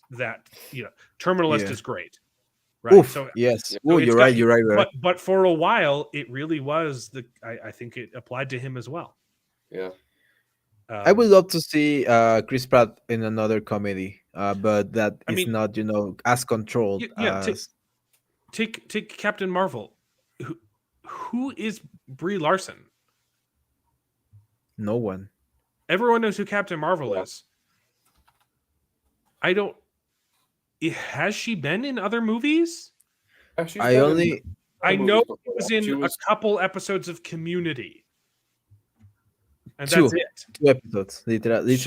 I think she was in that. Was it The Room? Not the. It's just called Room. Yeah, that's the one. That's the one where. Not with Tony Wiseau. No, not the one with Tony Wiseau. The Room is Tony Wiseau. Room is Brie Larson. I think it won an Oscar or something like that. Yeah, it did. Yeah. And she's been in a couple other good movies, but I don't think she had was a prominent in Scott Pilgrim. I don't know if you like that movie. I love Pilgrim Scott versus Pilgrim. the World. She's the evil wench. Yeah. Yeah. But you get the point, right? Like she's not famous. Captain Marvel's famous. Bro, I hated it because I was a huge Brie Larson fan before all the Captain Marvel debacle. I really like her in Scott Pilgrim. She was good well, and she had a great reprise of that song, "Black Sheep" of Scott Pilgrim. I love that song. I was obsessed with that song, but I only like her version of the song. So I really like. You don't like Metric's version? No, I love Metric, but I really like her reprise of the song. Like to be for a movie star, it was a good version. Often they make these garbage versions that movie stars do for a role. I never listened to covers from movie stars pretending to be I don't know Freddie Mercury or other things like that. Terrible. Yeah, often terrible. But she did good. And for me, it sucked pretty bad that she got like all this gas in her hair, in her head. I don't know what's the term. Man, that movie was just. But I love it how they say in Mexico, se subió la caca a la cabeza. Yeah. Yep. Literally. Oh man. In Boca Cerrada, no entran moscas. That's what I like to say to people who are dumb. But yeah. Sorry, I said I like to do like intentionally bad Spanish. I can actually do it with a good accent too, but it's more fun to do the gringo. It's fun. I love it. I love the accent when it's bad mispronounced. I literally have a degree in Spanish, guys. Okay. Yeah, and I heard you say I am out of practice. I am out of practice though, for sure. It's sometimes like it'll take a second to like get back into it. And me too. When I try to speak in English after a long time of not speaking English with no one, it's like you have to, start the engines again and start running them. But okay, so Simu Liu read the statement by Quentin Tarantino and got upset because it 100% applies to him. And said and said if only gatekeepers to movie stardom came if the only gatekeepers to movie stardom came from Tarantino and Scorsese, I would never have had the opportunity to lead a $40 million plus movie. That's kind of the That's point he was making. literally the point that he's making. I am in awe of their filmmaking genius. They are transcendent amateurs. They are transcendent auteurs, but they don't get to point their nose at me or anyone. Yeah, they do, because you're not famous. You have to pull stunts like this on Twitter to remain relevant. Here's where it gets good, though. No movie studio is or ever will be perfect, but I'm proud to work with one that has made sustained efforts to improve diversity on screen by creating heroes that empower and inspire people of all communities everywhere. I loved the Golden Age too, but it was white as hell. It's the problem is it was also better. Yep. And it was statistically it wasn't better because it was white as hell. It was better because the stories were so well crafted. I like seeing diversity in movies when the movie itself is also good. But when you make crap movies and you put in your diversity, it shines a bad light on diversity. Exactly. Because it's forced diversity. He's like in 1980. I always said it backwards. 1984? 1899. Yeah. It's so diverse. Literally, the whole show is in different language, like showing actual diversity. But as you said, if there's a reason for it in the story. Yeah, it's great and it fits. The love scene went on a little bit. I didn't even bother. I'm like, I would be uncomfortable about this if this was a heterosexual couple too. Okay, it's a bit intense. This isn't homophobia. We get it. They're gay. You can cut a little sooner. Yeah. I mean, I always happen to just start looking at the ceiling. Just make it end. But so far, the rest of the diversity has been pretty good. Yeah. Okay, we gotta get through these. This has been a really long bad take segment. I'm so excited for this next one, guys. We gotta.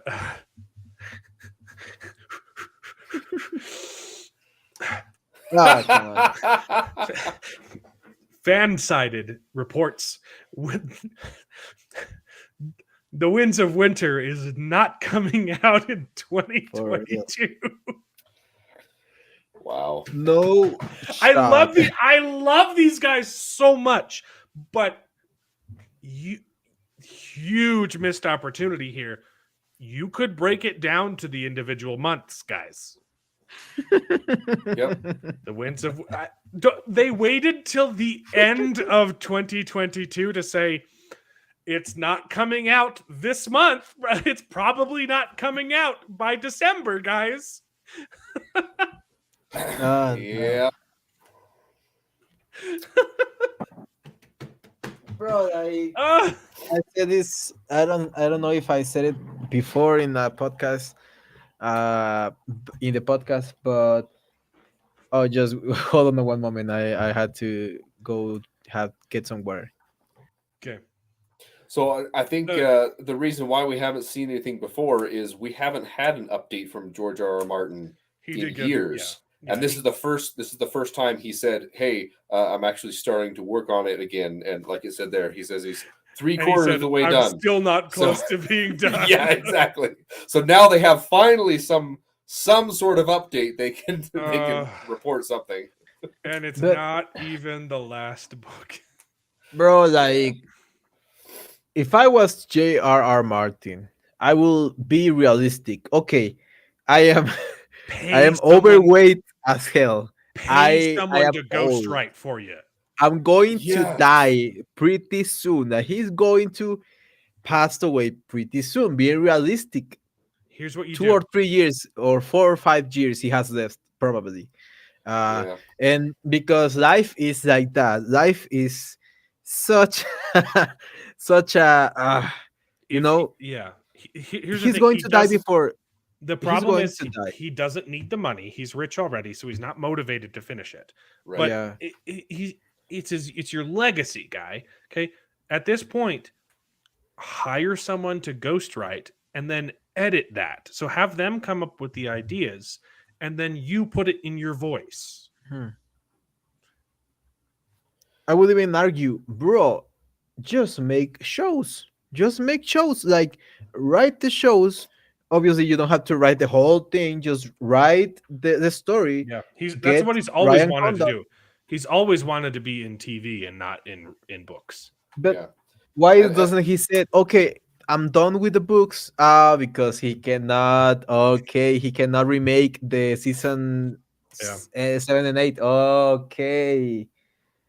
Okay, now it makes more sense because I was wondering why does he just do the Winds of Winter TV show and then the other I don't know if he has named his last book yet. Uh, Dance of Dragons or something like Oh, that. okay, okay, and mm, Dance with Dragons. Oh yeah, it's right there. No, A that's the Dance with last. Dragons. Yeah, but he's not going to finish. We if you're No, a that was the Game of Thrones previous one. fans just like me, um, we It's gotta it's face the deal. Winds of Winter, A Dream of Spring. Dance of Dragons was the Oh last wow, I would love to read those, but they are not going to come out. Like Winds of Winter, probably we are going to get it. I one. Yeah, probably, but I don't think he's going to write. I think he's going to pass yeah. away before he ends or finish the spring with Dreams of Spring, and probably some guy is going to like come. Probably some guy saying, "Oh, I'm his biggest student" or something, saying that he's going to finish the book. Um, I don't know. I'm sad about that. It's super sad because the books are incredible. Yeah, yeah. I Um, just began. Well, I he was trying to read he Dance clearly got with old and Dragons. lost his passion and is tired and like it's okay. Just get some help. Mhm. yeah. It's okay. Exactly. Even if we were to come out with an outline of what he basically wants and have someone write Yeah. it for him, and then Have he someone do refines the it. book work and then you Exactly. go and edit it. Yeah. Like I wouldn't. But That's fine. It's okay to ask for help. I've been wondering, like, does artists no longer are like enjoying their art? Because if I wrote Game of Thrones, I will be obsessed on finishing the story, and I will be Yeah. so hype that people are liking the show, and that the new show, the House of the Dragon, got basically, Yeah. um, brought the franchise back from the dead. Yeah. I will be so psyched and I will be like, holy moly, people are enjoying my work again. I'm going to work even harder. But these people just are so like, oh, I'm high, all high almighty, and I feel like I'm the best writer in history of, well, at least modern history. And he's like, I don't give a damn if I finish the book or not. He's like, I will be obsessed. I will be day and night writing Yeah. and erasing things and writing again and erasing things like You'd want to leave something behind. yeah. Yeah. Yeah. I don't know. It's So I haven't read any of these books, but what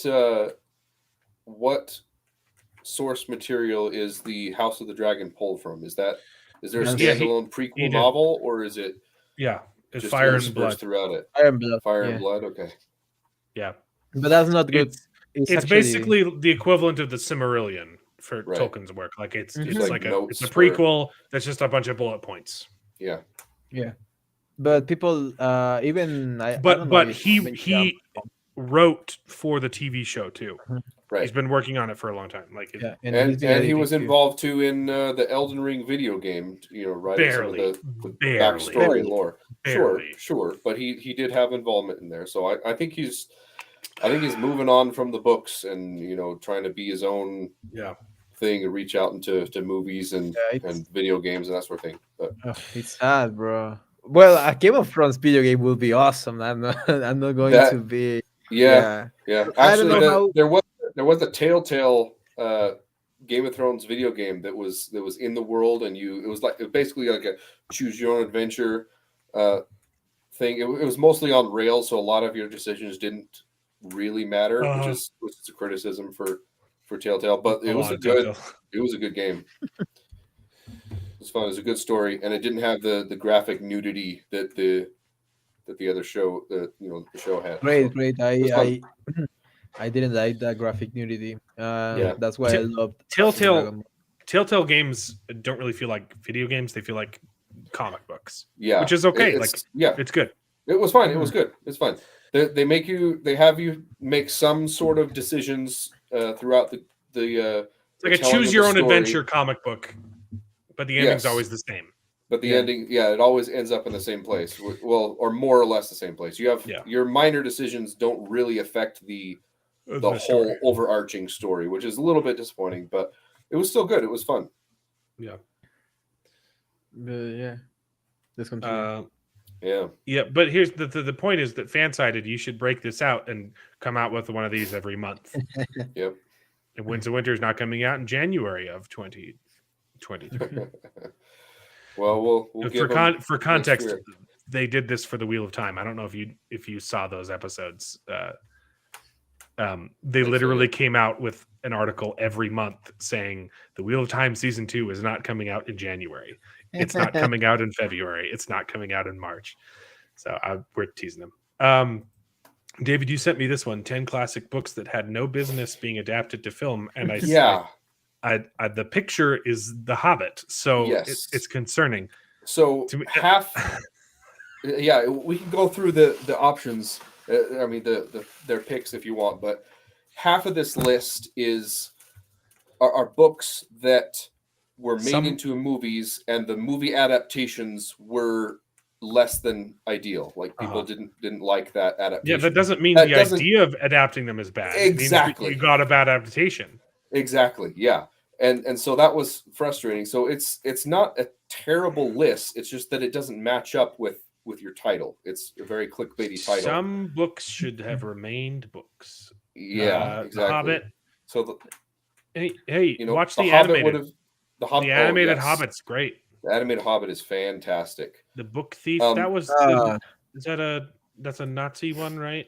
Yeah. So their argument for that was that it's about a book, right? But if you make it in a TV show, then it's not as poignant because it's a TV show that's about a book instead of, I don't know. It was a dumb argument. I didn't read it and I didn't watch it. So I read the book and I watched the movie, and the book is so much better. The book is just, but it's because it's a book. It has more room. But again, that's this list. Half of them are good, bad adaptations. They're either bad adaptations or they're things that didn't, like, they're not really known. Like Kite Runner, I have no idea what that is. A Wrinkle in Time is an amazing story. A Wrinkle in Time was a horrible movie, but it could make a really good movie or series. Right. So something that would be good for this list is something like Ender's Game, I forgot about how or bad Dune, that or was. something like that. That it's very difficult to adapt. I mean, The Giver. And The Giver, I actually hated the book, The Giver, but this movie, I actually liked that interpretation. I might be alone in that. The movie was good. Don't people love The Handmaid's Tale? Oh, the 90s. The movie, not the TV show? I didn't even know there was a movie. Okay, so this proves their point wrong. Exactly, because now it's a Hulu because series people loved the TV acclaimed. show, apparently. For some reason. So this is not the point that you should be making. Exactly. Oh. And then Blade Runner made me angry because it is fan-freaking-tastic. So the other thing was the reason why this is on the list and some of the other ones are on the list that we'll see later is there are some movies, this one included, that are cult classics. Like, they are fantastic. Everybody loves them except for the author of the book series. And that's another thing. They just because the author of the book series didn't like the adaptation, it because means this it was a shouldn't have been very adapted to loose film. adaptation of a short story. Also, Philip K. Dick is dead. Yeah, He might have been alive at the time of the movie, though. Probably. I not don't know. sure. I'll have to look that up. but yeah, Blade Runner is fantastic. Yeah, this is a very short story that was turned into its own thing that just took the concept and turned it into a movie. right. And then Breakfast- I don't know what What? they're talking about. Breakfast at Tiffany's. That is a I didn't know that classic. was a book. I didn't know that either. But Audrey Oh, Hepburn it's because is Mickey Rooney. so good. It's because of Mickey Rooney. And his Problematic Japanese casting of Mickey Rooney. Okay, but that doesn't mean that it has no business being adapted in the first place. Oh no, I'm not Just agreeing because with them. you didn't I'm like it. not agreeing with them. I'm saying I figured out their reasoning. Yeah. But again, it's like, okay, Yeah. and then the Shining is the main one too. Again, it's a cult classic. Everybody That's loves the it. argument. But It's not the a good author- adaptation of The Shining. it's a not a good movie, though. adaptation. But that It's a good doesn't mean that the book, The Shining, doesn't deserve to be Should- made into a movie. Adapted, right? Yeah. Just because it was adapted and it wasn't quite faithful to the story, and that the author Stephen King famously did not like this interpretation of his work. It doesn't mean that it was. It doesn't mean that the adaptation was bad because everybody else loves it, and it doesn't mean that the source material shouldn't have been adapted in the first place. I mean, that was. Christopher Paolini has a right to be mad about the Aragon adaptation, but you could still make a good movie out of his books. And that being said, I never read the Aragon books, and I enjoyed the film. The movie. Ooh, But everyone that has read the hot books- take. That's a Yeah. hot take. I liked the Aragon movie, but I think I liked it for the wrong reasons. I was just like a 10-year-old boy just Yeah. watching Yeah. dragons and Yeah. Yeah, I'm and sure if I Batgirl and- rewatched it too, I'd be like, yeah, this isn't that good. But I remember Yeah. watching it like, yeah, this is fine, and everybody else that had read the book was like, this is trash, this is garbage. So I'm sure if I had read the books, I would think differently. But This is called IMDb, the news article. we can use Google, says Yeah. the article. But anyways, Okay, yeah, good. this article made me mad because half of them are either shows that are good and could have been good, but they were a bad adaptation, or Yeah. ones that are a fantastic adaptation that have a cult Yeah. following, but the author just didn't sign off on it. So that means it's bad. The first one on their list has a good adaptation, though. Exactly. And you could argue that The Hobbit wasn't terrible either. Was it long and drawn out? Yeah, absolutely. It should have been one or maybe two movies. Yeah. But anyway. Dumb list. I hate Collider. They're not as egregious as Screen Rant, but Yeah, it's pretty stupid. That last one, it takes the cake, though. Mhm. Wow. You sent me this one as well. The staff reaction to the Rings of Power, because Yes. so the OneRing.net has been simping on the Rings of Power The One for a Ring long time, and now they have their been cast is shilling- talking about it. they've been shilling for Rings of Power this whole entire time, and this Yeah. is kind of their staffers that aren't like regular reviewers, and they give their thoughts on the show, and it's really telling because some of them are just like, oh yeah, it was fine, yada yada yada, and then you have other people that contradict everything else. Like one person says, oh, I love the reveal of Sauron. I didn't see that coming. It was so crazy that happened. And then the very next one says everybody knew that it was Sauron from the very beginning. It was so under you, and then that's how everybody thinks. Like everybody, even if we didn't know, we're like, oh, maybe that could be Sauron, maybe that could be Sauron. No, it's probably Halbrand, right? They said, oh, it would be smart if they made someone else. Yeah, I mean, it makes me Sauron. believe. But everyone believed it was Halbrand from the very beginning. But more what's than annoying, ever. there's one in particular. I don't remember which reviewer it was. They said, oh yeah, this show didn't deliver because it had this and this and this, and there were problems, and the pacing was off, and the character development was off, and you hated the Harfoots that were supposed to be sympathetic towards them. But overall, I enjoyed the show, and it was really good. And I'm because like, of that, no! I'm along for the ride. exactly. It's just like it's so ridiculous. So half of these reviews contradict each other, and then some of them that are critical say, "Oh yeah, I hated this. I didn't like this. It didn't work out." They have a single positive thing to say, and then at the very end, they have to be shilling for it and say, "Oh yeah, but it was overall it was fantastic, and I am enjoying. I'll look forward to watching season 2." Yeah. It's like, shut up. This Like, website admit that it literally betrayed everything it stood for. Exactly. Mhm. So But And yeah, I mean, what do you expect from people that chill for the show? You really have to be either delusional or lying Yeah. or be a living contradiction. Yeah, You're Martina, right, you're again. absolutely right. I hate the Hmm. show, but I need to get paid, so I'm going to tell you it's great. It's absolutely Hmm. right. A man's gotta eat. Okay, we got one more based take. The Glass Onion star, Daniel Craig, says he didn't want to make a big song and dance about his character Benoit Blanc's sexuality. I don't want people to get hung up on anything. Mhm. Nice. Great. Doesn't matter, guys. Daniel Craig's great. Yeah, like his character is technically queer. And it's not the point of the movie. Yeah. It's just What does his. that even mean? I don't even know what the hell does that mean. Yeah, but they do show you his partner in the second movie, Oh, okay. but it's not like relevant to the story. It's just about his character, and he dresses a little more flamboyantly in this one than he does in the second one. It literally has no effect on the story. Good on him. Yeah. Mhm. Shouldn't. Yeah. Good. Oh, I forgot to mention one of my complaints about Glass Onion is there were a lot of unnecessary cameos that didn't add anything. One of which is his partner. But anyway, it's still good. But it's like regular Hollywood, It's yeah. That's we're done. We're done with that takes. Man, that took a long time. That took a real long time. That was a long bad thing. If I'm being honest, I still haven't watched the Peripheral. No worries, man. bro. It's so boring. I'm boring. now 2 episodes behind. It feels like homework. I can break it down for you. It feels like a chore. If you, I would rather talk about 1899. So one real quick thing.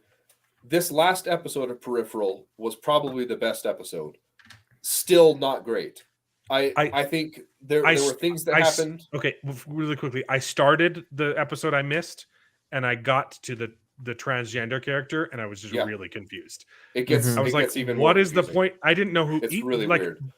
It introduced 2 new characters in that scene. Yeah, and I didn't care about any of them. Yeah. So they don't even explain it. Like, well, they don't explain it in this episode neither. No.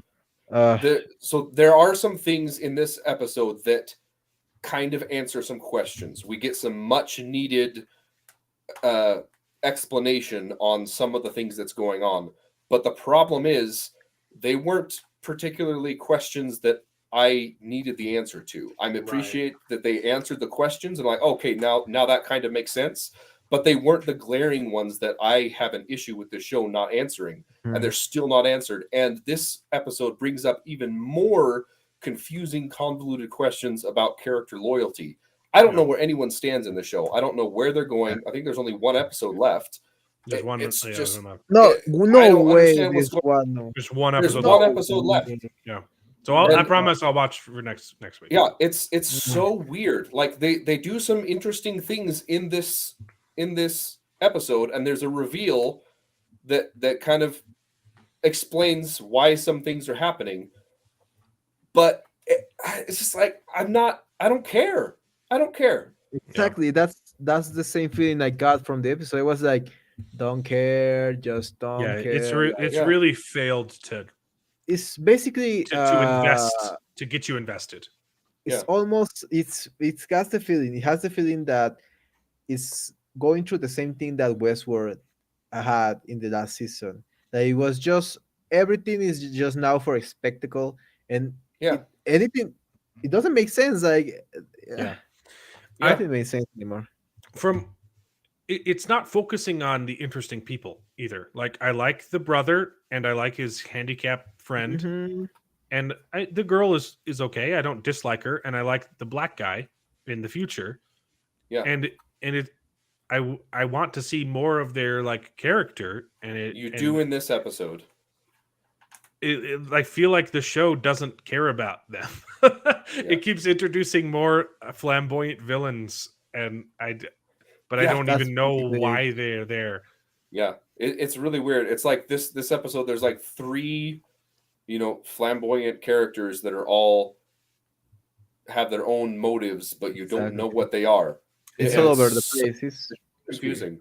I have Well, no idea that this future world. I have no idea Okay. what the structure of. Well, of I'll anything watch is. I'll watch the 3 episodes and we'll talk about the finale. But I want to talk about 1899 because we yeah, didn't it's talk going about to it be a a lot last short. time. I assure you that it's going to be hard to end the show. I really Yeah. wanted to keep watching 1899. It took a lot of willpower to stop. Yeah, I'm sorry, It's Mark Clock. If interesting, you're if you're watching the reruns, I'm sorry you're not enjoying it. I don't know if you finished watching it or you've only watched the first 2. I understand your trepidation of this looks like more mystery box stuff, but That's my main Yeah. concern. too. Dark was really good. I'm going to say Well, I'm going to keep saying it. Okay, Dark was really good, and they answered the questions, and it was good. They were good answers. Okay. you said it. You said it in the beginning, right? That a mystery box is not the problem. The problem is the resolution. You know, if you don't Yes. have The a problem, a the good problem is answer. creating a mystery box with no answer. Mhm. Or with an unsatisfying answer. Yeah. Yeah. I have some issues with this one. It's great for starts. It's moody. It's Um, atmospheric. It's wonderfully shot. the music is Did we? I beautiful. don't. Were you? I can't remember if you left before we talked about it last Yeah, week. yeah, because I haven't watched it, But but I now watched the both episodes. half of the show is filmed on the volume, on a volume. They have their Oh. own. Just like You Disney you did can't with tell. the Star Wars Yeah. shows. Yeah. It's used really, really well. Yeah, I was wondering. Unlike Boba Fett and Mandalorian, we're like, okay, you what? Why Yeah. why is everything so small? Yep. Yeah, you cannot tell, and it makes you feel like a little bit claustrophobic, right? You know, you feel the tension building up. The Yeah. music makes a good Yeah, job doing that. I'm sure like the interior sets, like when you're inside the boat, like you're on the boat, but like anytime you see the sky, that's all going to be volume stuff. Oh, That because you can tell the doors and the walls are real. So like they built Yeah. the set, but when you go Right. outside, volume. That's my assumption. I honestly don't know because you can't tell. yeah, you cannot Right. tell. I was like, did they actually get a ship in the middle of the ocean? Because Probably the it a looked volume. good. Remember how bad the ocean shots in the Rings of Power Oh. look? It Oh, was, oh my god, the worst green screens of modern television media, $1 billion, but whatever. Mhm. But here you don't even know what is going on. Is that a green screen? Is that a pool? What is that? what do you It's think so about good. the story? Because I have my theory, and I think Yeah. I'm right. I Yeah. have a few things about the story. First of all, I feel that the first episode was unnecessary up until the end of the episode. The end Yeah. of the episode Sure. was great when they start. It starts getting great when they found the ship, and that's amazing. All the Yeah. whole You're like, stuff of people not wanting to go back or not wanting to detour or stuff like that is intriguing. It's really intriguing, but there are things that are so unnecessary. For example, the whole thing about the Frenchman's relationship with his wife. Yeah. Why do you have to be Yeah.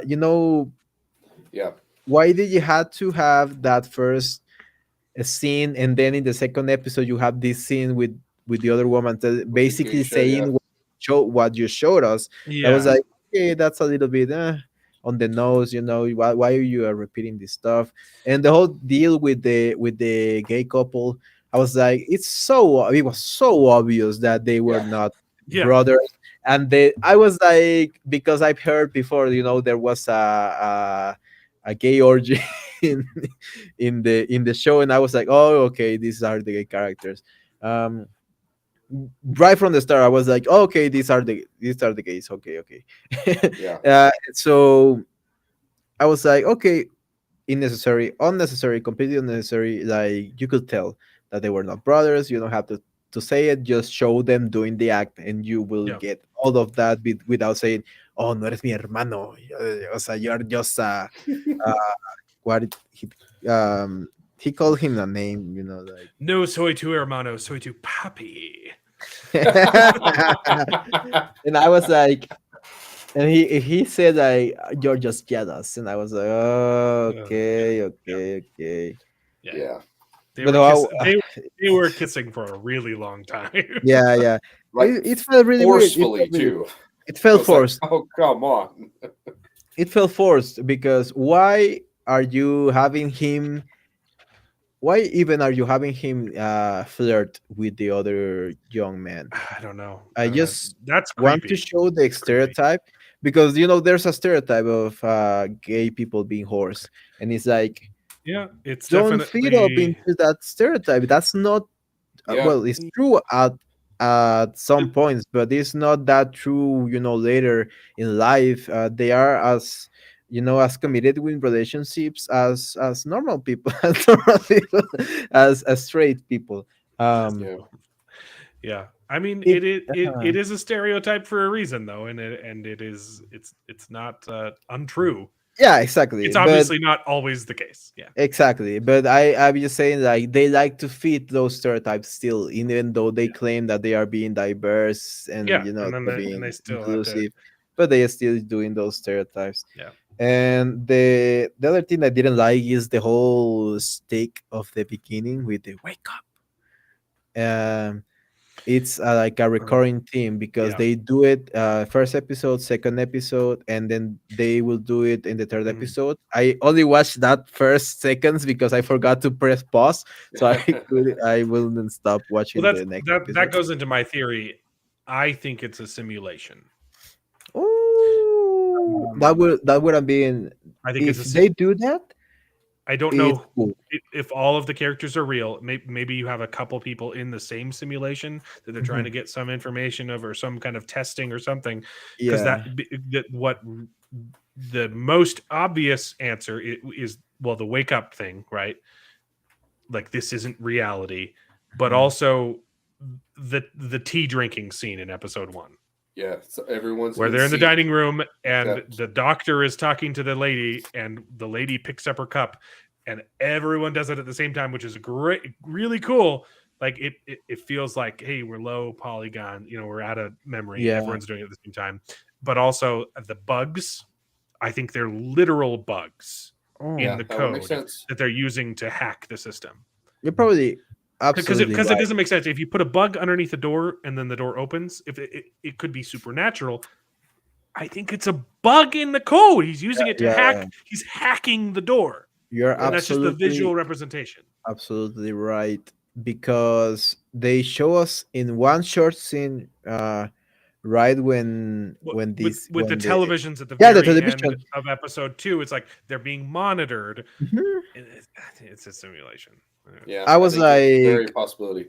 yeah, I mean it's good, it's a good theme, it's a good trope, but you're right, Maybe it's a little bit you know maybe that's why the comic book author thinks it's a plagiarism because maybe they are in space. Mm. mm, We'll have to see. we have to watch it Yeah. then maybe they are in cryogenic sleep and they are having this simulation Uh, to I don't know Could be. keep them alive or something like that that. would explain a lot because the comic book is on a spaceship and the movie is on a boat ship. Mm-hmm. It doesn't sound like plagiarism right off the bat. So maybe Yeah. there is more merit to it, but Yeah, we'll have to see. I think that is an interesting theory. I think it's a difficult one to pull off satisfactorily, though. Um, I mean, the Yeah, Matrix did it, but it's just, I don't know. I think it those could, type of things are a little harder to it does now. satisfy It a doesn't good have to twist be or like, anything. oh, that nothing is real. Like it could be a Right. simulation trying to recreate something that really happened to these characters, mm-hmm. and they're Sure. trying to like dive in for more information, right? Trying to find the secret, and they're like putting him into the tank to say, oh, what happened on the ship? We need to know, so we're going to put you through it again and make you experience. The survivors of the boat are going through it. So Right. Like the it source would be code it's movie. going to like the whole it was all a dream is usually not very satisfying, but if there's a reason for it, that could be Sure. Yeah, absolutely. It's really satisfying, yeah, if there's a reason for it. But if they don't divert the expectations, it's going to become predictable. Yeah. Yeah. Because Because have you guys seen the symbol reappearing everywhere? Yes. Yeah. The triangle with the It's line through it. It's literally it's the girl's earrings. It's in the carpet. It's It's in the literally other girl's dress, the older lady's dress. everywhere. Yeah. Hmm. Yeah, it's all over the place. So Probably a video game. I would love it if it's like a video game. If you die in the game, you die in real life. yeah. Have No, you seen that but- movie? Have you seen that movie? Stay Alive, or right? Yeah, I think it's Stay Alive. So it's got Frankie Muniz in it. It's a horror Yeah, movie. that was Oh, yeah. unexpected.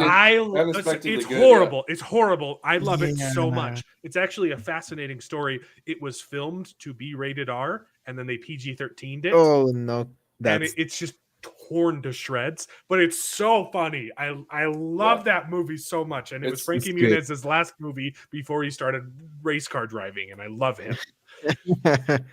Yeah, it's one of those movies that's terrible, but it's still fun to watch. It's you so know? good. It's Like so the good. Mario Bros movie. It's so bad but so fun. If you die in the Bro. game, you die in real. It actually had some really good ideas too. You Though. haven't did. watched It wasn't bad. Tiptoes. So, Tiptoes. yeah. Goodness. But okay, Bruh. so going back to 1899, aside from our whole theories about it being a simulation, which I think is a good theory, could potentially be true. I really like, my favorite thing about it is the captain. I really like his character, and He's from Dark. Is he? Okay. Yeah. I really like him. I think he's acting it very very well. I want to find out more about his story, about his backstory, and where the letters come from. About But his my wife favorite thing, burning down the house with her kids. yeah. But my favorite thing about it is his instructions to sink the ship. And his struggle was like, hey, what do I do? Like, obviously, this corporation is trying to hide something.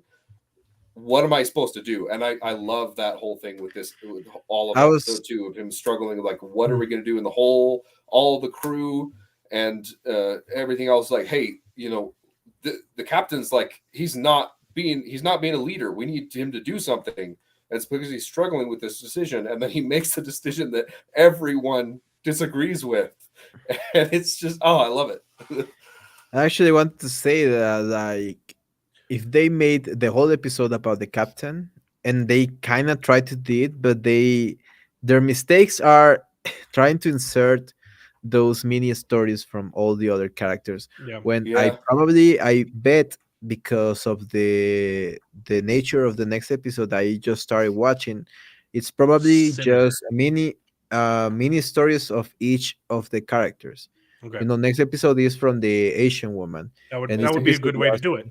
Yeah. This episode was from the captain, and the last episode was from the doctor. But the doctor, we still needed. I don't know. Well, I think maybe the first episode was more of little pieces of everybody to just introduce all the characters. Yeah, exactly. That's why I'm saying, like, it's unnecessary, the first episode, because if you do it only for the doctor, it's because her character seems to be the most important one. She's the protagonist, literally, from the show. Her and the captain seem to be the two main characters at this point. Yeah, and the captain, they did him justice in this episode. It's like, okay, this episode is solely about him, and everything he does and everything he's on is amazing. But the rest is. I did have one question though. Yeah. I liked how he goes and sends the Polak. Can you say Polak? Is that offensive still? They call him a Polak in the show, okay? He sends the Polak boy. He says, go see how much coal we have to see if we can still make the trip. I think that if I was the captain, I would say, send someone over to the sunk ship and see if there's coal there too. Yeah, I thought that was a little bit weird. You're right.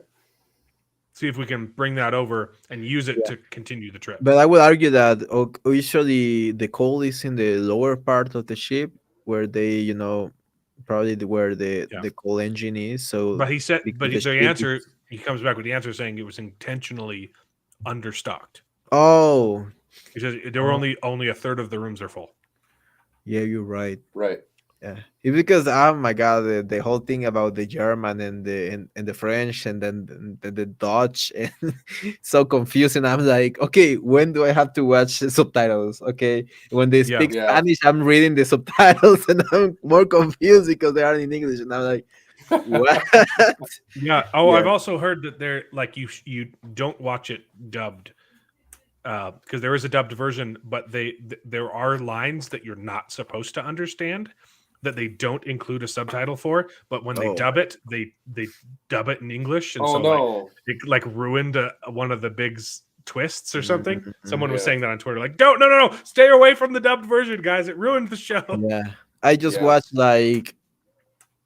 um like a part of the episode up because I needed to do something else and I couldn't just be, but this that part is all in English. So I was like, oh, why didn't I why did I even put it on dub? Is but the second episode was really confusing. I was like, okay, I need to really pay attention because if not I'm going to Yeah. suddenly they are speaking in English and then they are talking in Spanish and then the Arman and then Yeah. Polak or whatever Dutch.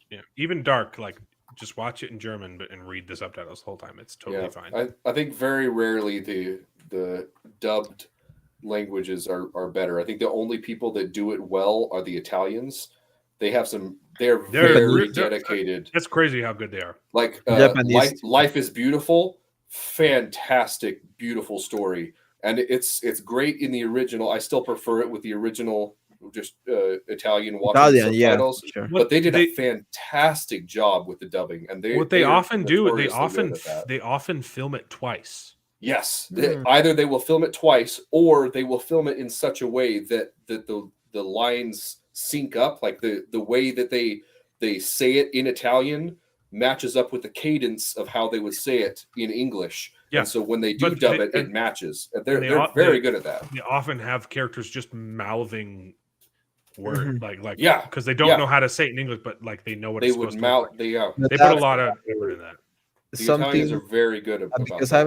I'm a big fan of B movies, especially Italian Mhm. horror B movies from the 70s and 80s. And they did that a lot with a lot of movies because obviously the Italian actors do not speak English, but the movie was going to be obviously sold in English speaking markets.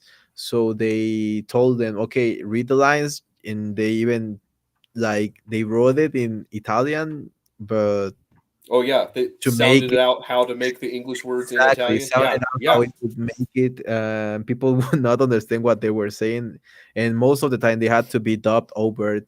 But at least the mouth, the movements were synchronized. Where There, now they don't even care about that. I'm trying Yeah. to look it up because it's fascinating. There was recently a foreign film that used deep fake Yes, I to heard do about the that. dubs, which is genius. Yeah. I remember that in 90s cartoons, they used to at least animate the mouths Mhm. to, Yeah, but you know, Yes. what Same thing with animation too. so what they did though is they literally took like 3D scans of the actors themselves and they had them like mouth words in English even though they don't know how to do it, and then they used that footage to deep fake the actor onto themselves to do the dubbing in English. that's great. That's so much. It's crazy. Yeah. That's great. That's a good idea because it's confusing sometimes to just be mouthing something like, it's really weird. It's really weird. Yeah. Thanks for tuning in from Poland. That's crazy. Yeah, Have a that's good night. awesome. Yeah, I'm enjoying it so far. I think it's a good mystery. I think it's intriguing, and I hope that the answers are satisfying. I apologize in advance if the answers aren't satisfying. Sorry, but I'm pretty sure they will be good. Yeah.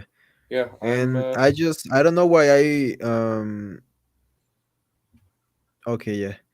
I don't know why I understand why I always liked the triangles but I don't know. It's aesthetic that I always It's a like. good shape. It's a good shape. Yeah. It's an intriguing one. It's like, oh, Illuminati stuff. Everything is like when you have Bermuda Triangle. when you have a triangle, it's like so intriguing Mysterious. because Yeah. it's all the weird things about civilization probably come in triangles. Yeah. I'm Yep. really excited to see where it's going to go. So Mhm. um, Yeah, I'm I not wish I could really say. excited to see where the Peripheral's going to go. Oh no, that No. show No. really got off the rails. It started really good, really interesting, and then it It hasn't answered anything. It's just gotten more and more convoluted. yeah. It's just Yeah. like the people working in the show probably were just so excited about their idea. We are so intelligent, we are so smart, and we are going to make it even more complex Yeah. and more smart and I'm sorry, smarter. But they don't achieve anything. Am Yeah. I wrong though? Does it feel like they're trying to stretch a book into 3 seasons of TV show? Like Probably, Yeah, I don't probably know. because I'm not I need to familiar with the talk. I source need to talk with material. someone who's read the book and see Exactly. if It'd be this is interesting. the whole thing or if they're stretching it. Yeah, it would be interesting to hear from someone who is familiar with the source material because for we don't have anything me to base it on. it feels stretched because this episode, to be honest, I dropped it by half of it because I was bored out of my mind with the whole montage when they were fighting and this girl was Yeah, like, oh, she was so entitled. She was acting like typical female strong character, just belittling men when yeah. Well, she there is just a met reason them. for that in the end. She had Yeah, no reason for try to treat them like that. She barely met them. She was like, "Oh, you guys suck, and I'm better than you," basically. And it's like these guys are. They just entered the peripheral. It's their first time using a new body, and it's like if you're really trying to train them, why are you trying to make them rush into yeah, a bad situation? yeah. It The whole felt scene didn't make any sense at all. yeah, It was it cool was to see so some bad. action, but I was just like tuning And it out the was whole time. it was bad. Like it was really bad. The action scenes were bad. Yeah, The not choreographer. as bad as Rings of Power, or Oh my god! Steven But Seagal, but yeah, it's no, they weren't anything special. Steven Seagal has yeah, not as bad as Steven Seagal, but you have good actors that probably could do good action scenes, but you just waste them and do this weird, just throwing people around and just the thing with the elbows. Why do bad martial artists love using elbows in their Yeah, I martial don't know. arts? So it's like throw and they are dead, and I'm like, "Ah." I mean, they are programs, but whatever. The elbow's effective Yeah. is if someone's behind you. Yeah, Rarely is effective in front of you. yeah. Or if you spin around and Coming you have down, momentum. or behind you, elbow's great. Yeah, because you have momentum because the joint I mean, moves just that try way. it. Just try it. Right. Well, This is it's literally having your motion, right? It's like you could have this full range of motion and you cut it in half. Yeah, it's done. exactly. Even if you're But- if you're trying to strike someone, you literally have to pull your fist like just punch. Okay, Hmm. your fist Yeah. is passing. Don't do elbows. But Yep. whatever. Throw it- yeah. It's not feeling good. I hope Thursday is the day I think the episode comes out. I hope it gets better, but I'm not sure. And I don't think it's going to be renewed for a second season. I don't think Yeah. anyone's If it watching. is, I'm not really interested in continuing it. It's just it hasn't been delivering. Exactly. It's too Putting out much time invested for not enough payoff. So I'm putting out a tweet to see if I can find anyone who's read the book. Because I want to ask him the same question. the Peripheral. I don't have a lot of followers or traction on Twitter though. So I'm not Elbow good. fighting curse. I am not good at Twitter. All right. Is Yeah. there anything else, or is that all we had to talk about? That's about it. Mm-hmm. Sweet. Yeah, a bit of a slow week. I haven't. That's the reason I haven't put out a video like in 2 weeks. There's nothing to talk about. It's like there's no traction for videos about the 8099 or the No. peripheral or Yeah. the devil's Well, hour. just you wait, because Willow's coming out in. I'm Yeah. exactly what do we got? waiting for 2 Willow. weeks? Literally, I'm like, Yeah. scratching my neck, wanting to make content because So next week we'll have the finale of Peripheral, and then the week Week after after that that, we'll we'll have have Willow. oh, for real? Yeah. Yep. Oh, that's good. That's good to know. That's Which good. I will I prepare. am I will prepare. I am so worried. Yeah. Yeah. But hey, if it's bad, I got memes. So Exactly. Yep. That's what I've been expecting. I hope it's bad, and just I to know. make a I good hope it's good, but I don't think it's going to be, yeah, exactly. because I love the original. It's fantastic, but it's And so after good. the that, track record is not Wheel of looking Time good. is coming out probably January next year, something like They that. still haven't dropped a trailer, but Yeah, they I dropped a mean, couple promotional stills. teasers, yeah. you know, if here I don't know if it's going to be ready by January, because it if you were smart and if you had it ready, you would want to promote it Mhm. with Rings of Power, right? After you would want to run ads Maybe it's during bad. Rings of Power to Yeah, promote Wheel of Time. Maybe it's really bad, and they want to just shove it Yeah. in, and Wheel of Time did gain some views from Rings of Power watchers, though, Mhm. yeah. which makes sense. You know, if you liked that garbage, uh, you'll probably yeah. I hope yeah, it but maybe doesn't take a February long or time. yeah. I don't. Yeah, I think April would be too late. I think February for real. Yeah, Yeah. for sure. because they've been done. They wrapped filming a while ago. Yeah, but for that series, I want to really read the books before it Read the comes books out. too. Yeah, I want Read to the read books. The because books are wonderful. My wife just finished and she was bawling her eyes out. The books are phenomenal. It is a commitment. It's a long series, but it's so good. I'm gonna either watch it, I mean, hear it on an audiobook or read it, That's physically if I probably can what I'll find end a up copy. doing. Yeah, The finale, it's literally like a spiritual experience. It's oh, we used to value morality, and the whole crux of the series is beautiful. It's about agency and not giving up, and oh, Great I love morals. the Wheel of Time so much. It's great morals. Yeah. Yeah, If it's anything different than the show, I'm going to enjoy it a lot. yeah. I'm I have strong feelings about the TV show. yep. Very, very pissed off feelings. Thanks for Can't tuning wait to in. explore them. We'll cover the Peripheral finale. I'll probably have watched it. No promises. We'll keep talking about 1899. I can't make any promises if I'll only watch one episode. I'll really try. This week was tough. But Glass Onion is fun. And I forgot to say this too about Glass Onion. Compared to Knives Out, and I said this to my friend before we watched it. We went to go see it together. I tried to get him to come on the show.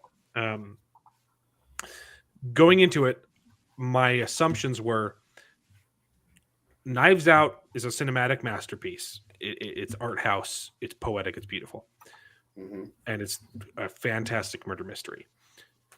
From what I've seen of Glass Onion, it looks like it's going to be more fun, but less poetic. And that's kind of exactly what it was. It was more lighthearted, more fun. There were more jokes, less poetic, but at its core is a brilliant murder mystery that should have had a better ending. Yeah. In my mind, from the trailers, it looked a lot like the Clue movie, which is It is. another fantastic movie. There is a wonderful homage to both the board game and the movie. Very nice. Love to hear it's it. really good. So Knives Out is like an ode to Agatha Christie. Oof. The whole series is an ode to Agatha Christie. Like that's what he's trying to do with Benoit Blanc is the Hercule Poirot. Like that's his thing. Hmm. So, but Knives Out is the ode to Murder in a Mansion. Wonderful Agatha Christie homage, and this one is an ode to Clue. Well, I'm Nice. gonna watch it because I love Murder in a Mansion, and I love the Clue games. I mean, Mhm. the Clue game is one of my favorites. I just love that whole thing about subverting expectation. It's just so Yeah. good. Yeah. It's really there's some really good. I had a blast, and I wish they could have Stuck the landing. stuck the landing. But despite the horrible ending, I loved the film, Hmm. which is I'm gonna watch both then. I don't know if there's a first part that I should watch first, or it's just you Knives Out you and then. you can really watch them in any order you want. Knives Out is better, so watch that first. Okay, for sure. Yeah. Knives Out is really good because my favorite part about it is, at least for me, I guessed who the murderer was right away, but then they make you second guess yourself. And you're like, by the end, you're like, I don't think it actually is this person. And then it is. You're like, okay, all right, you did. And then the reveal at the end, again, was. The structure is incredible. It's a That's murder pretty cool. mystery that turns into a heist movie that turns back into a murder mystery. Yes. Wow. It's fantastic. And even the things that there was a reveal at the end about how it happened in the first place. And I predicted that too, but not in the way that they revealed it. And Yeah. it's just so It's- good. It's so good. It is brilliant. It is one of my favorite movies of all time. Yeah. And Glass Onion could have been, but still worth watching. It's a lot of fun. Go see it in theaters, or you can wait a month to watch it on Netflix. I mean, I don't have anything to do, so probably going to watch it on theaters just as because there's nothing else to watch. Like There's nothing. There's Black Thank- Panther. There's Stranger World. you can watch the gay kid movie. You can watch Disney's gay kids movie, or you can watch Feminism the movie. She Said, which is Ugh. literally you can go if you're a masochist, you can go to the theater and to pay money to watch women say that men are bad. Mhm. That's what I signed up for. That I is. mean, I watch. You guys, you see the news though? That is She Said is turning out probably going to be the biggest box office Flop. bomb of all time. Yeah, Really, more so than I Bros. watch Disenchanted. I don't know if you guys. I haven't watched that yet. Is it I- bad? It Well- went straight to Disney Plus. I haven't even seen a trailer for it. I saw the Yeah. teaser. Yeah. I didn't know it was out. It's probably on part with the first one. It's Okay. not. The first one is good. I mean, I am Yeah. a fan of the first one. I really I- liked it. I like watched the it. first one. I think the last little bit where the dragon appears is a little bit. I wish they'd done something to modulate the voice when the actress turns into the dragon because it's just not intimidating. But other than that, I like the original. It was fun. But it was kind of low budget, and the thing is, this one looks way less budget. Like probably Yeah. had the same budget, but it looks cheaper, and it's dumber. Like it's brain dead, but it doesn't matter. It's a kids movie. You don't really have to pay much attention to how much sense it is. But I liked at the end. Oh, oh yeah. Keep going. Finish your thought there. Okay, yeah. I liked how by the end you don't feel that they were trying to teach you a lesson on That's- anything. That's good to It's hear. not a preaching, but at the beginning it's like they have like for every man working in construction they have a woman. and it's like, okay, for sure. Obviously, there's half and half women Yeah. working construction, and not all Mexican It- guys. it's not. It's not Yeah. that women can't do it; it's that they don't want to. Right. But Okay? then they show like a woman that They would that probably work in yeah construction, a robust yeah lesbian, and you say, yeah. okay, that makes more sense. So Here's yeah, the thing: they're always saying, "Oh, we need to get more women in STEM." Like it's a sexist field.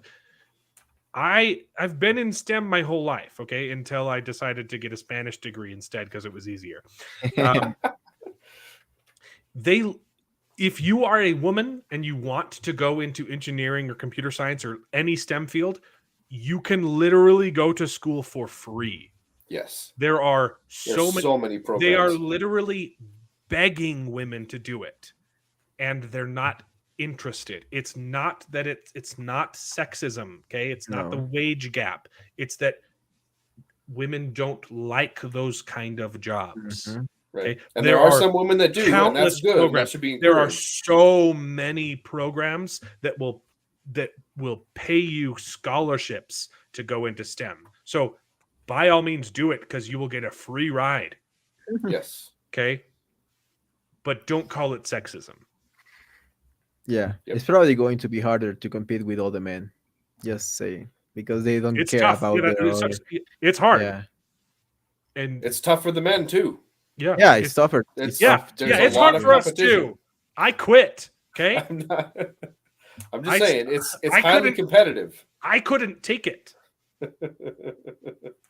Yeah, and the only bad thing about that movie, obviously, there's a lot of bad things about Disenchanted, but the music is great, I'll give it a and watch. That's good to hear. Yeah. I liked the first.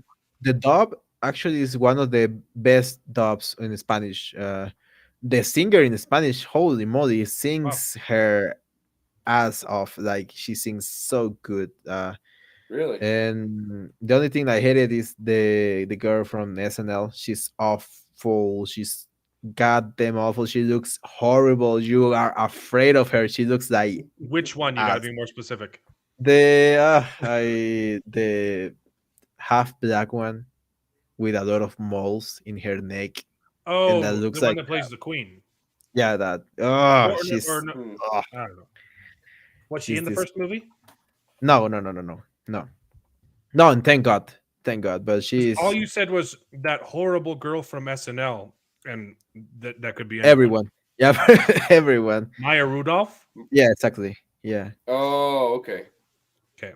Yeah, she's overacting, Yeah. just She does that garbage. though. That's kind of She's her garbage. shtick.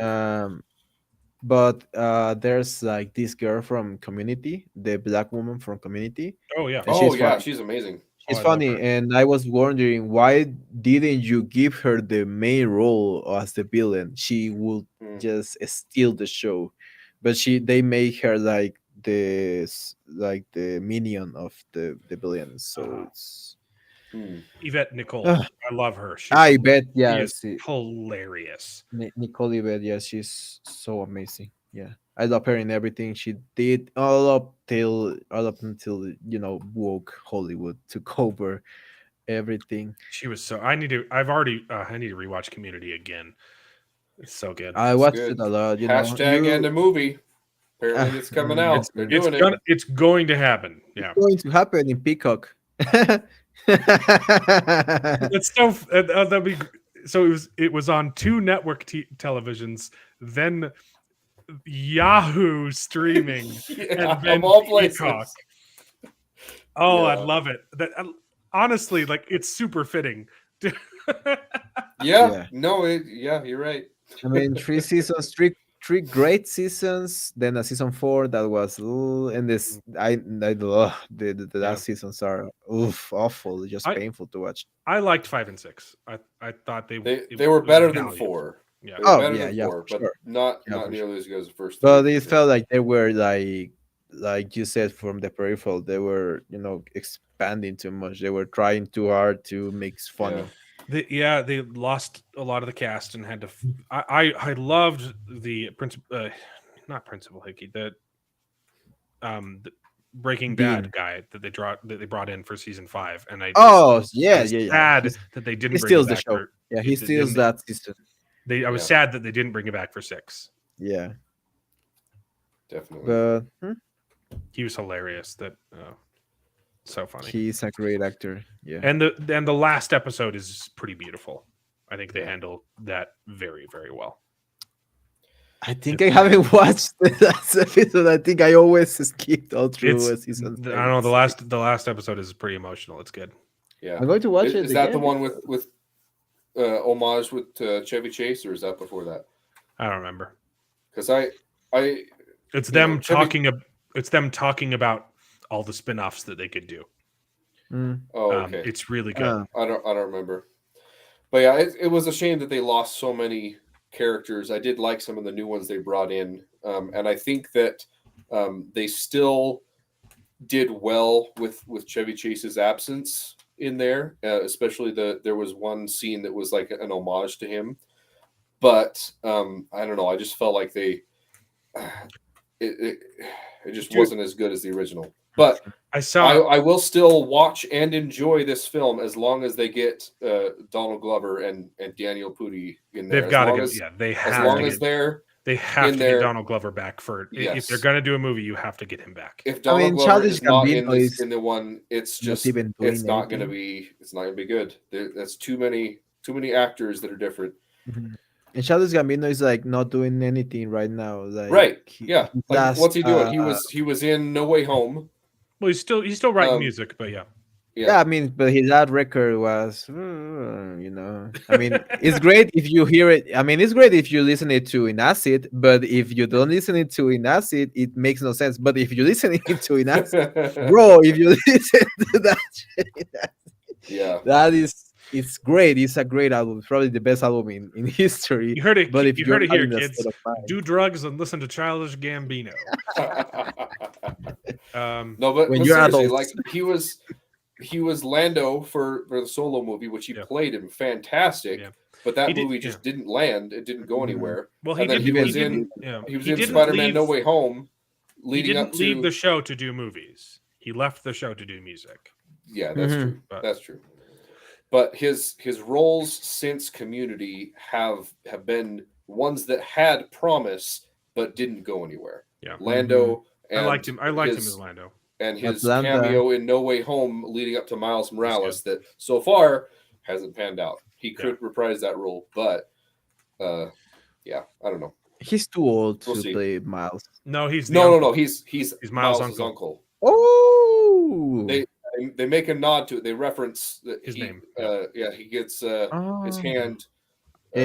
I remember that on the car or whatever, and then he calls Miles. He calls his nephew to get him unstuck or something like that. So that's interesting. That was a little Easter egg. It's a fun Easter egg, yeah. Spider-Man is the best. Yeah. Right now, at least. But yeah, so I mean, as far as star power as movies go, he hasn't been in anything that has real star power, that has real promise. Going forward. So I think and his music became so like polarized that only if you use acid or weed or something like that, probably that's the only way that you get to enjoy his music. So only fans of his music are going to want to watch his movies, but his movies are not for people that do all that stuff, Yeah. I kind of feel the same about his music as Will Smith's music. Will Smith is a fantastic actor. His music was not that great. There's a couple songs that has some really good ones. Like Redbone is incredible. That album is amazing. Yeah. And like I said, if you some good ones. If you listen to it in the right state of mind, it's out of this world. I cannot begin to explain it, but I mean, I obviously don't recommend anyone to do it. But if by any chance you happen to do it, just listen to the albums of Childish Gambino. You come across a wild acid. A wild you come across a sheet of acid in the wild. What do you do? Yeah, Pull up some probably Childish more Gambino. with Cactus with peyote. But peyote is actually going extinct. But whatever, that's another topic. Yeah. So I think that's it. I guess I'll go watch Disenchanted and eventually get to Peripheral, I guess. And we'll see you guys next week.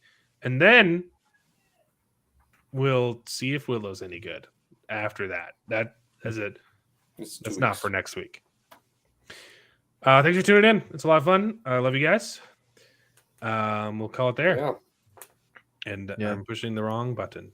Thanks, Yeah, everyone. you guys, once again, go sub to these guys' channels, The Angry Mexican and Shelf Help Gaming.